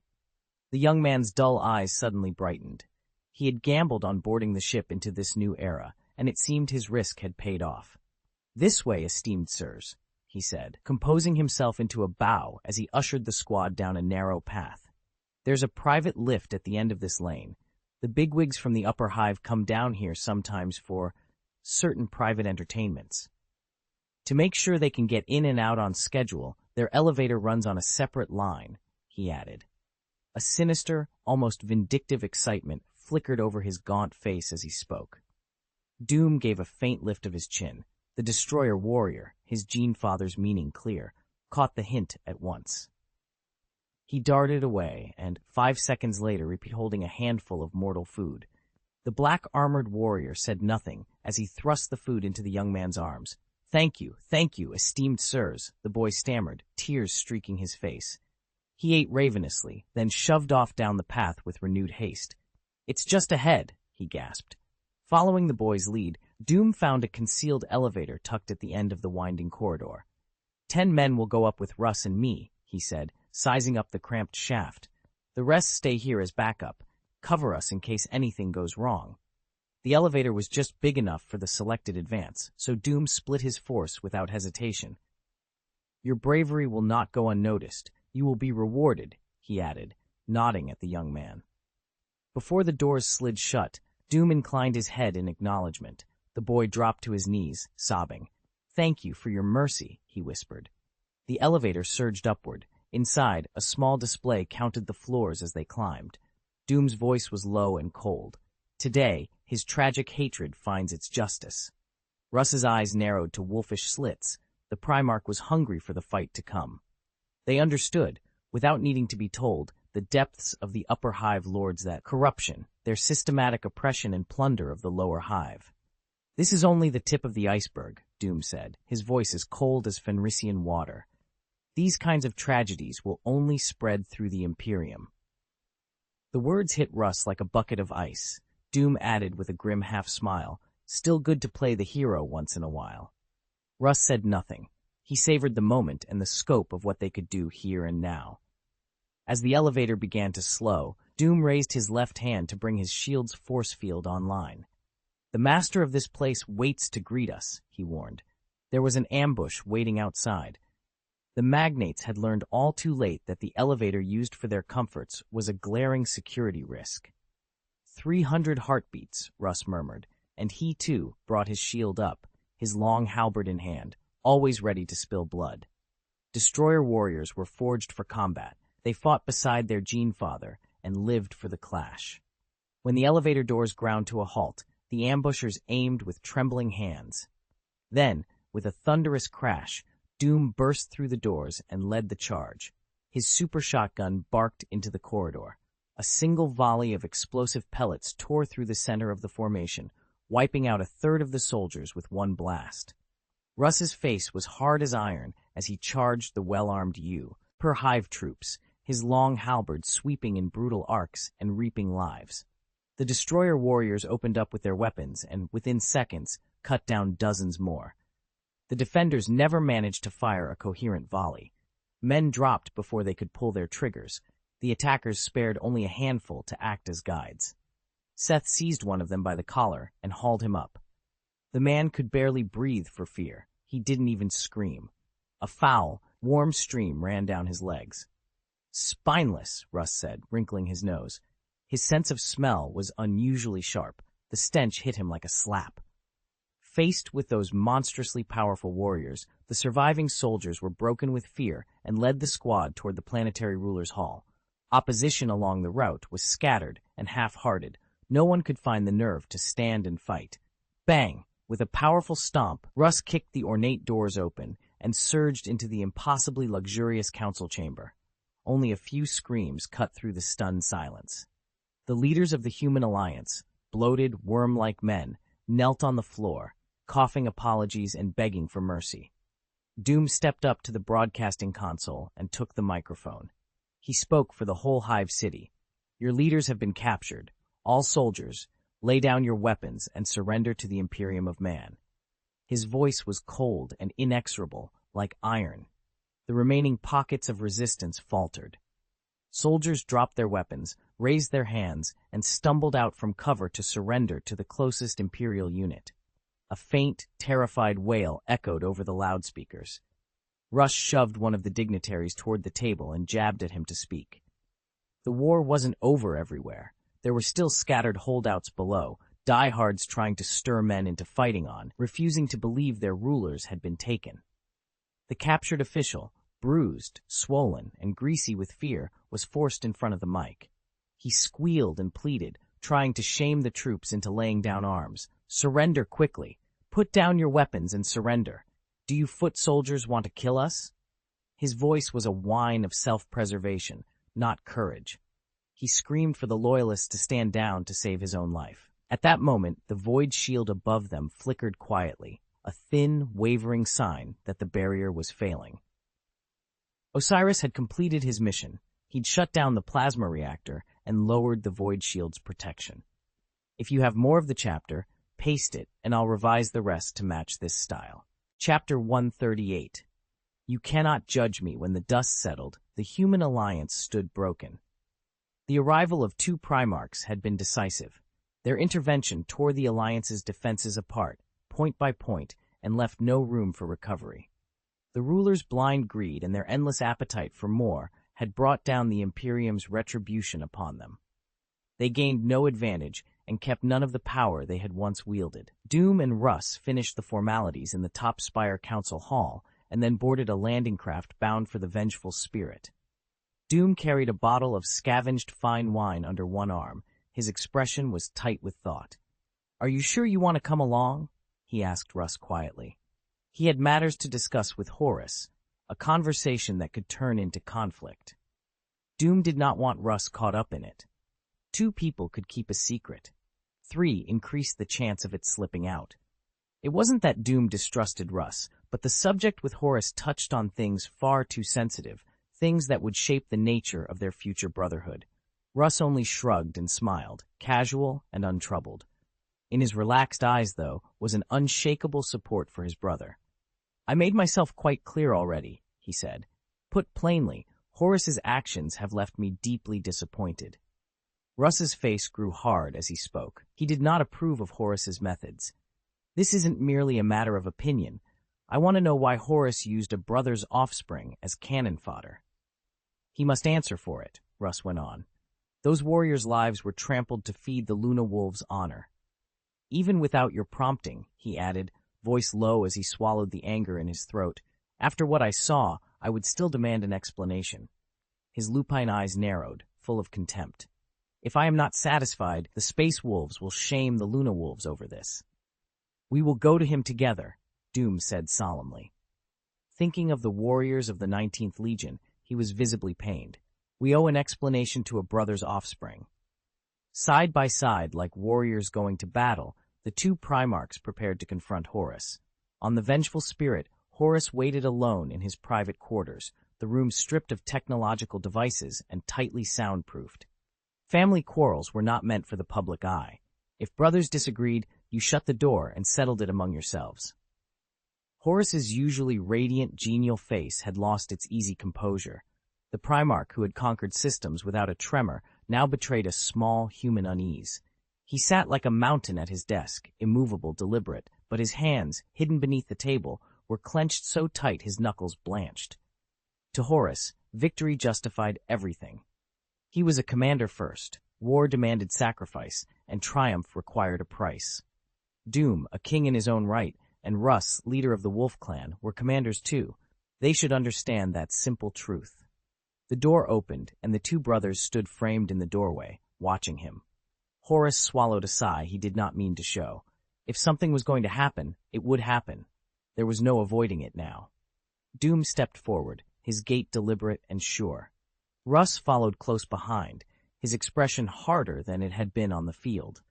Neither bore a hint of uncertainty. They had not come for pleasantries. They had come to collect a debt and to demand, bluntly and without ceremony, the honor and authority the 19th Legion had earned, of which they believed Horus still withheld too little and too slowly. When the door clicked shut, the air in the room seemed to drop several degrees, as if the space itself had gone cold. The 3 Primarchs stood there without speaking, measuring one another with slow, hard looks. Their eyes met, and without any raised voices, a confrontation had already begun, quiet, tense, and dangerous. "Why?" Horus said, frowning. "Don't you understand me?" He pushed himself up from his chair and lifted a hand toward his brothers. "You are commanders. You know that. War always demands sacrifice and death." Horus's expression was torn, his bright eyes pleading for Doom to see his point. He paid Russ little mind. Russ had already made his position clear. The wolf stood behind Doom, settled himself on a stool he found, and sipped from the plundered wine. He had announced his allegiance by his stance. Now he preferred to watch, letting the two of them clash. Doom's heavy brows drew together, confusion flickering across his heroic features as he considered Horus's words. Horus froze. He had never expected that a mind as brilliant as Doom's could, in this moment, fail to see the simplest truth. Sacrifice and death? Doom inclined his head slightly. Wary of a trap, but moved by brotherly concern, he added, "Of course we understand that war requires sacrifice." Horus still could not understand why Doom and Russ had joined against him. Doom shook his head, disappointment plain in his eyes. "Brother, you're too arrogant," he said. Horus's pupils narrowed, his breathing suddenly quickened. Arrogance was the gravest sin. It looked down on everything and disrespected everyone. Faced with his brother's accusation, his face went pale, and he braced a hand on the desk as if to steady himself, as though some divine strength had ebbed away. Doom spoke each word deliberately, his gaze a blade cutting into Horus. "I ask you, Horus, why were those sacrificed not Luna Wolves warriors, but the children of your absent brother?" The question struck home. Horus flinched. Doom's words hung in the air, each one deliberate. "The Council of War entrusted you with the 19th Legion, expecting you to use them wisely, not to send them to their deaths. To have them die before the Luna Wolves, to pave the way with their lives and trade their blood for your honor." Doom's voice rose with every syllable, then softened into a weary sigh. "Answer me, brother. Why was the price not paid by you, but by them?" The question landed like a blade. It cut straight through Horus's composure and forced a truth he had been avoiding into the light. He stood motionless, expression blank, while his extraordinary mind raced. He understood now that his brother's anger was not directed at the idea of sacrifice itself, but at who was being sacrificed. They wanted parity. If the Luna Wolves were to be spared, then others should be spared in the same way. If blood was to be shed, it should be shared fairly. Fair? Reasonable? Horus had no answer. As their Primarch, he knew the real reason for his choices. He had been trying to prevent the slaughter of the Luna Wolves, his own gene children. "To prevent the sacrifice of my offspring," Horus wanted to shout. The thought burned behind his teeth, desperate to be hurled into the open. Instead, he forced his face into a mask. He tightened his neck to steady his voice and let the words that reached his lips sound colder than he felt. "Victory requires a price," he said. "Sacrifice is unavoidable." Doom made no direct reply, only pressed the same point in a harder tone. "Why?" he asked, eyes like a blade seeking Horus's evasions. "Did the price fall on the 19th Legion rather than the Luna Wolves?" Doom's jaw clenched. "You have betrayed the Emperor's trust," he said. "If that brother ever returns, how will you look him in the face?" Horus's control snapped. "Enough," he snapped. "You have no right to judge me." At the name the Emperor, Russ rose from his chair as if pulled up by a cord. His bestial eyes pinned Doom and did not blink. He watched Doom's hands, Doom's shoulders, ready for any sudden movement. It wasn't that Russ had changed his opinion, only that he would not allow the argument to become a fight. Doom saw the motion and lifted a hand in reply, a single, calm signal. "Do not worry." They disagreed, and the gulf between them had never been wider, but for the moment it would not spill over into violence. A momentary loss of control was forgivable. Horus had let his temper flare. Now he forced it back down. "Brother, I will not admit the reason to you," he said lightly. "We both know why." He drew several deep breaths to steady his voice, then answered in a hoarse whisper. "If it happens again, even if you are standing here, I will still call the Grey Claw. I will not treat everyone the same, nor will I send my sons to their deaths." Doom's expression hardened, disappointment setting deep in his eyes. He shook his head slowly. As blood brothers, they had both been proud and stubborn, and Horus would not concede he had been wrong. He believed, with every fiber, that his actions had been to protect his genetic progeny. "You've defiled the Legion's honor," Doom said quietly. Then, more bitterly, "You haven't merely defiled it, you have destroyed it." Horus's face did not change. "I will take the 19th Legion," he said flatly. "I will petition the Council of War to reroute them so they may take part in the Great Crusade in another way." Doom's voice was steady as he finished the thought for him. "So they can exploit their genetic advantages, await the return of their gene father, and no longer be used as your suicide squad."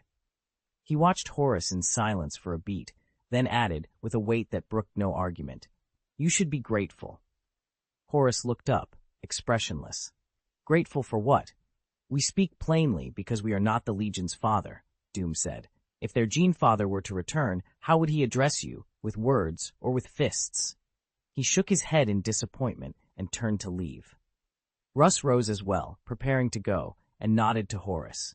"Horus, the wolves will scorn the Luna Wolves' former glory." Then he followed Doom out, making for the 19th Legion's deck to take them back to Terra aboard his flagship. Chapter 139. We are no different. Doom, my brother. Horus's voice was thin, barely more than a whisper, as he called to his blood brother. "I'll assign warships to join the 19th Legion's battle formation and depart with you." "Is this compensation?" Doom stopped in his tracks, but did not turn around.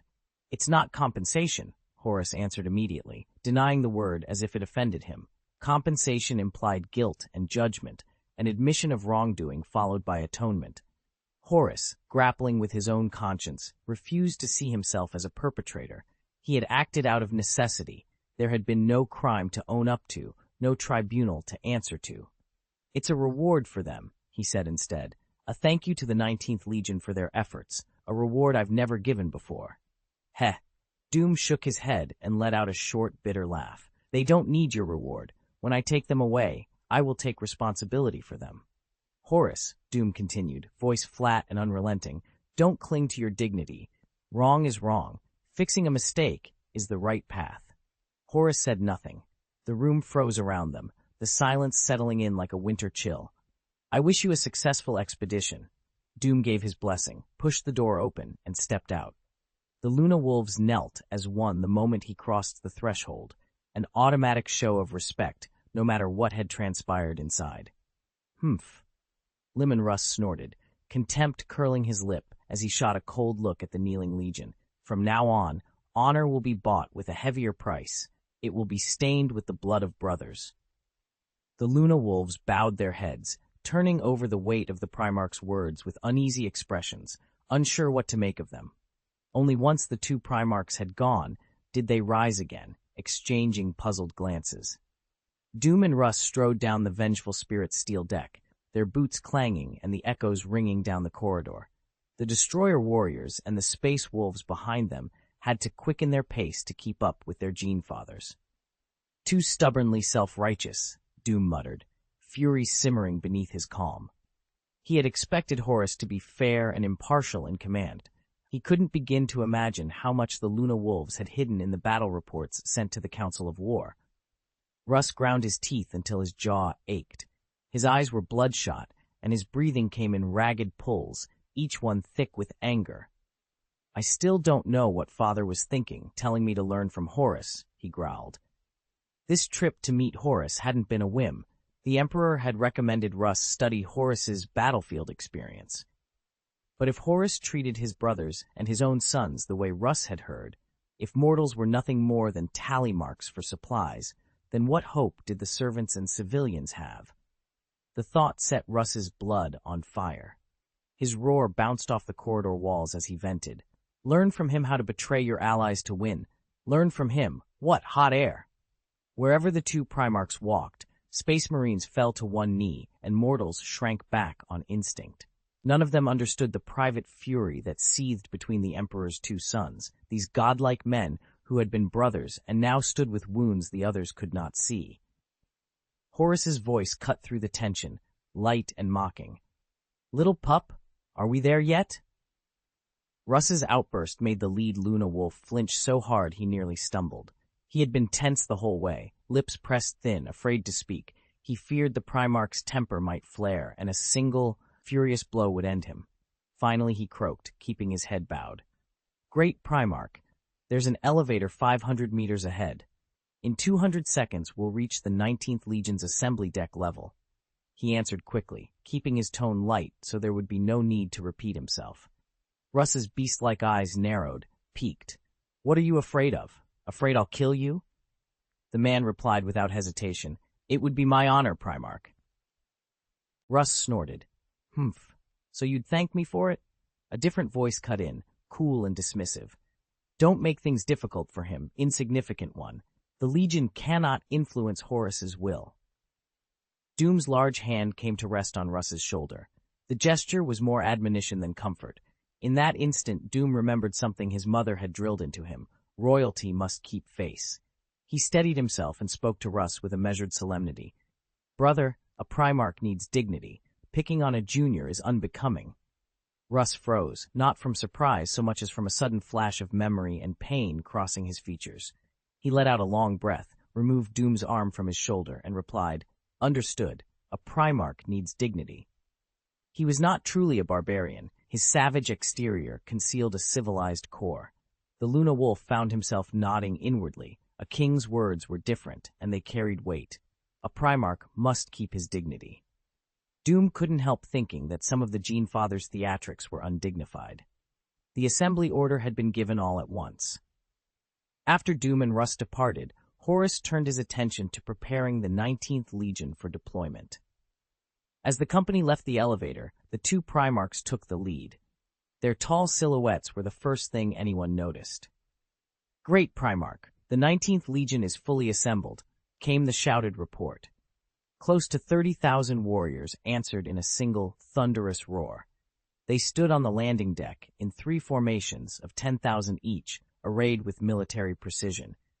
Doom watched them with a small private nod. The 19th had not yet been wholly absorbed by the influence of the Luna Wolves. There was still time to shape them. He scanned the ranks. The Legion stood immaculately in formation. The spaces between men pooled into shadow, dark as ink.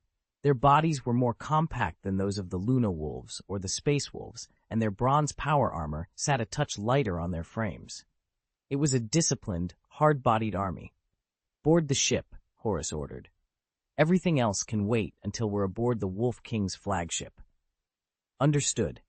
In the void beyond, the 2 Gloriana-class battleships, the Hrothgar and the Vengeful Spirit, had ranged their broadsides alongside one another, held steady to make personnel transfer straightforward. "I've been thinking." Doom stood at the Hrothgar's viewport, watching shuttles thread between the ships. He folded his arms and frowned. When his anger had finally cooled, careful thought left him with a 3-fold relief about what Horus had done. "Tell me what you think." Russ fell into step beside him, glad to be trusted with his brother's confidence. "It's easy for us to blame Horus from our moral high ground," he said. "Our legions haven't yet been ground down in long campaigns or seen mass casualties. You know what I mean, don't you?" Doom's voice carried a new weight. "We are like undyed white silk. Horus is a battle standard already soaked in blood. He used every means to keep his sons alive, even if it meant taking disgrace on himself," Russ replied. "Are you saying he didn't understand the consequences? We are Primarchs, and so is he. Our minds move quickly, climb higher than most." Doom said. Russ fell silent, turning the thought over. Of course Horus must have seen the cost. He chose it anyway, even at the risk of being reviled by his brothers. "He is a good father," Russ said at last.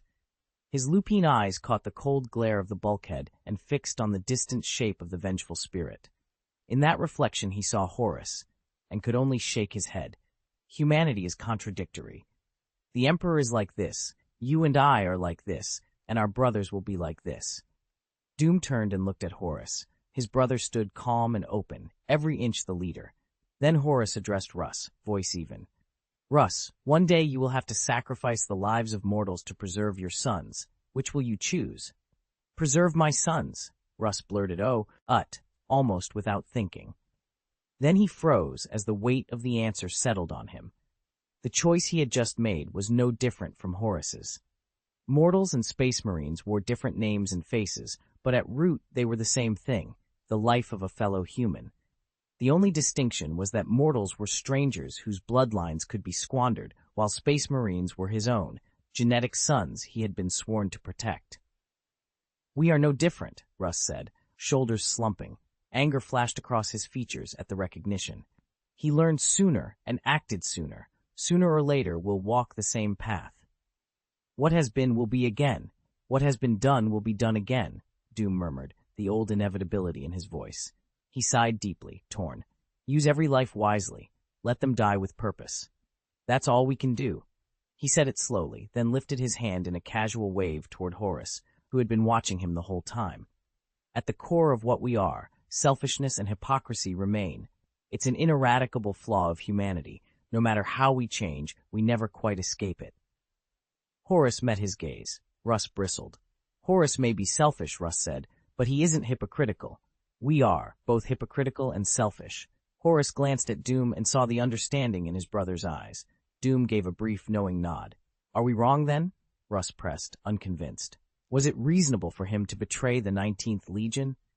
We are not wrong, Doom replied, shaking his head but smiling with an almost radiant openness.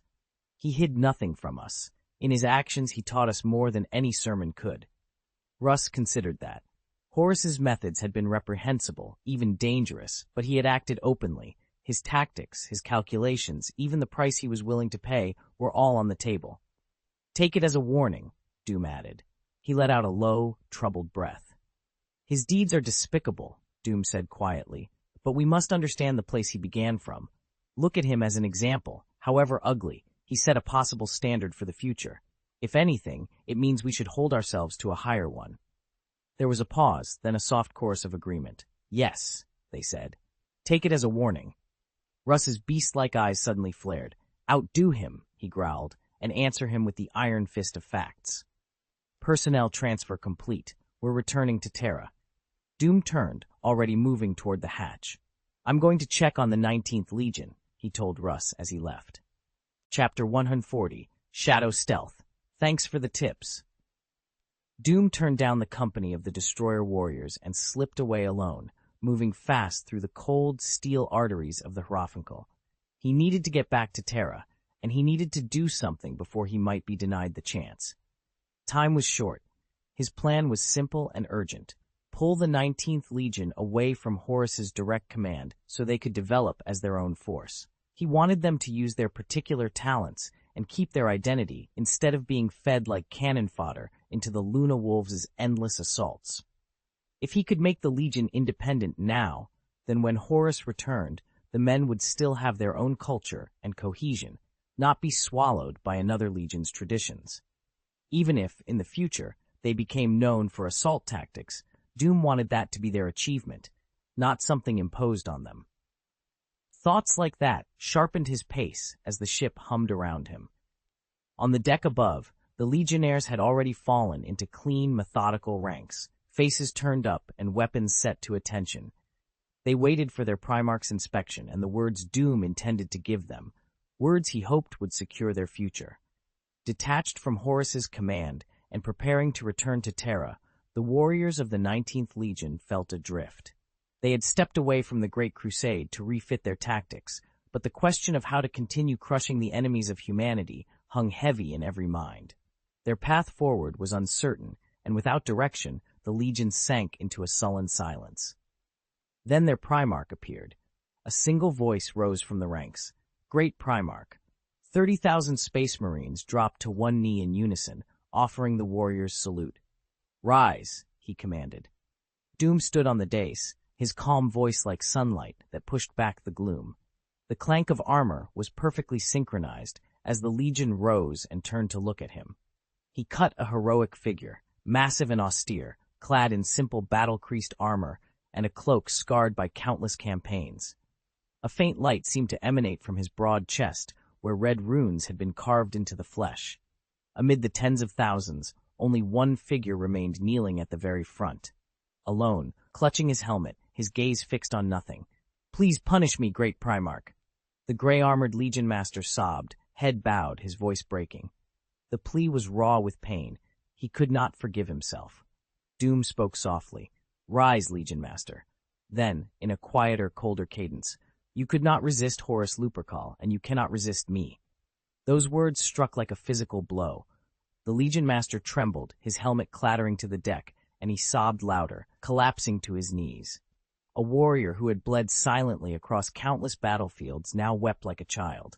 He knew, with a clarity that made the shame worse, that the Primarch both forgave and understood the helplessness of the 19th Legion.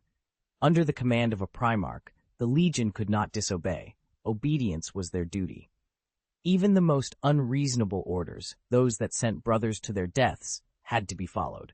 Through endless charges and assaults, the Legion's original character had been eroded, its strengths blurred and reshaped until it answered more and more like the Luna Wolves.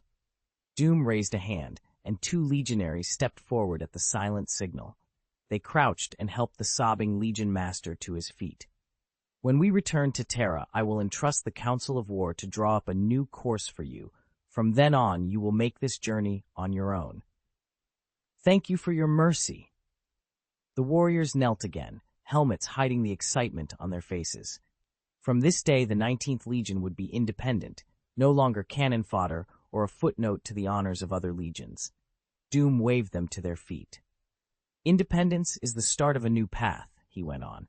Having separated from the Luna Wolves, you must develop new tactics and forge your own style. Do you have a plan already? He asked the Legion Master. Or will you simply continue with assault tactics? I have new plans. The Legion Master wiped a tear from his cheek, squared his shoulders, and stood ramrod straight before the Primarch. He was a solid, well-muscled man, black hair tied back in a ponytail, a stern face, and dark, piercing eyes. He swept his arm toward the mass of troops and called for a brother from deep within the formation. Doom watched patiently. An idea, good or bad, was still an idea. At least it gave them a direction to move in. He had always feared that confusion would drive warriors onto self-destructive paths, and watching them now only confirmed his worry. Most of the Legion was uncertain about the future, but their Primarch had never abandoned the hope of standing on their own. A medium-built warrior in standard-issue power armor ran forward, plain-looking, nothing to single him out at first. Primarch, please watch, the man said. This is a secret of the Legion I've never revealed. Even our brothers know almost nothing of it. Doom inclined his head and raised a hand in invitation. Every Legion kept its secrets. This was nothing to surprise him. Show us, he said. You saved us from disaster. No one is more worthy of trust. Encouraged by the Primarch's words, the warrior bowed once, then stepped forward into a narrow ribbon of light. In an instant, he melted into it and was gone, a soft whoosh, the only sign of his passing. The warriors of the 19th sucked in their breath. None of them had ever seen or even heard of anything like it. Doom's eyes tightened. He sensed a faint psychic ripple, a whisper of power as the man vanished, and for a moment the air itself seemed to hold its breath. Even in the dimness he could still make out the figure of the warrior, motionless in the shadow. Doom nodded with obvious satisfaction. It was a fine ability. Merging into the darkness, he said, invisible to the naked eye. The Legion Master lifted his chin, proud. A gift from the Gene Father. I intend to use it as the basis for the Legion's infiltration tactics. Very good. The Primarch smiled and inclined his head toward Doom. A rare talent and perfectly suited to stealth operations and penetrating enemy lines. If you had warned Horus sooner, you might have avoided this mess, the Primarch added. Doom's expression hardened. I made my brothers swear never to tell Horus, he said, voice flat and resolute. Our gift will never be turned into a tool for the Luna Wolves to exploit us further. After that, he fell silent and made no attempt to change their minds. There had long been simmering resentment toward Horus within the 19th Legion, but they were hardly in any position to openly defy him. Freed at last from Horus's oppressive grip, the Legion's long-suppressed defiance flared up at once. From that day on, the 19th Legion's hatred of the Luna Wolves would become a permanent part of their culture, handed down through the ranks. Legion Master, Doom said quietly, you have a plan. I will not interfere with your future. He inclined his head. I wish you every success. With that, his business concluded. He gave a single brief instruction and turned to leave. Primarch, the Legion Master cried, dropping to his knee as Doom paused. The 19th Legion will never forget your grace. 30,000 Space Marines echoed him, falling to one knee as a chorus rose up. Great Warrior King, the Legion will forever remember your mercy. When the Gene Father returns, I will tell him all you have done for his sons, the Legion Master added, his eyes rimmed in red. He had no other words. Gratitude lay in those tears. Doom waved a hand, smiled, and gestured for them to rise. Does the stealth ability have a name? He asked gently. Yes. The Legion Master leaned forward, eager. I call it Shadow Stealth. Use it well, Doom replied. He nodded in satisfaction, then turned and stepped into the lift. The deck watched him go in respectful silence. Once the lift doors closed, Ed, the Legion Master, addressed his brothers solemnly. "We must remember the Primarch's salvation of the Legion. Let everything that happened today be written into our annals, to be passed down forever." The warriors knelt and murmured their agreement. The Primarch's mercy was something the 19th had to remember. From now on, the 19th Legion will no longer be cannon fodder. Let Hor. The Legion Master caught himself, eyes darting as he amended his words. Let the Luna Wolves go and claim honor for themselves. No Space Marine would speak ill of a Primarch lightly, even in private. The slip was quickly smoothed over. Doom had not yet reached his Fenrisian-style palace when a sharp, pungent tang of mead drifted to him on the air. The long hall of the Ruckle rang with song and laughter as Russ and his Fenrisian warriors feasted. Voices rose in rough, eager choruses, skins of mead passed hand to hand. "Come! Come! Come!" the hunters cried, stamping their feet on the planks. When Russ saw his brother, he strode over with a full goblet and thrust it into Doom's hand. Doom took the cup, ran a palm once over the great wolf at Russ's side, and without a word, drained the mead. "Those little brats have surprising talents," he observed, amusement in his voice. Russ dropped an arm across Doom's shoulders and settled in beside him, the two of them leaning together like old wolves. "Horus will regret this," Russ said, a grin splitting his face. Doom only smiled. There was something about Russ's grin, wild and blunt, almost simple when he allowed himself to be amiable, but Doom knew the Primarch behind it. On the Raffenkel, a Primarch's grasp of information and its currents was absolute. Russ could have kept whatever knowledge he had to himself. That he hadn't inspired a quiet, steady warmth in Doom. "A company of the finest skirmishers," Doom said. "Perfect scouts who slip through your fingers. Losing them is a shame. Brothers, my head is hot, my body sweats, I'm on fire." Russ howled, the warlust and joy in him indistinguishable as the hall answered his cry. Author's note: one more chapter to go. I'm burning out at the writing desk.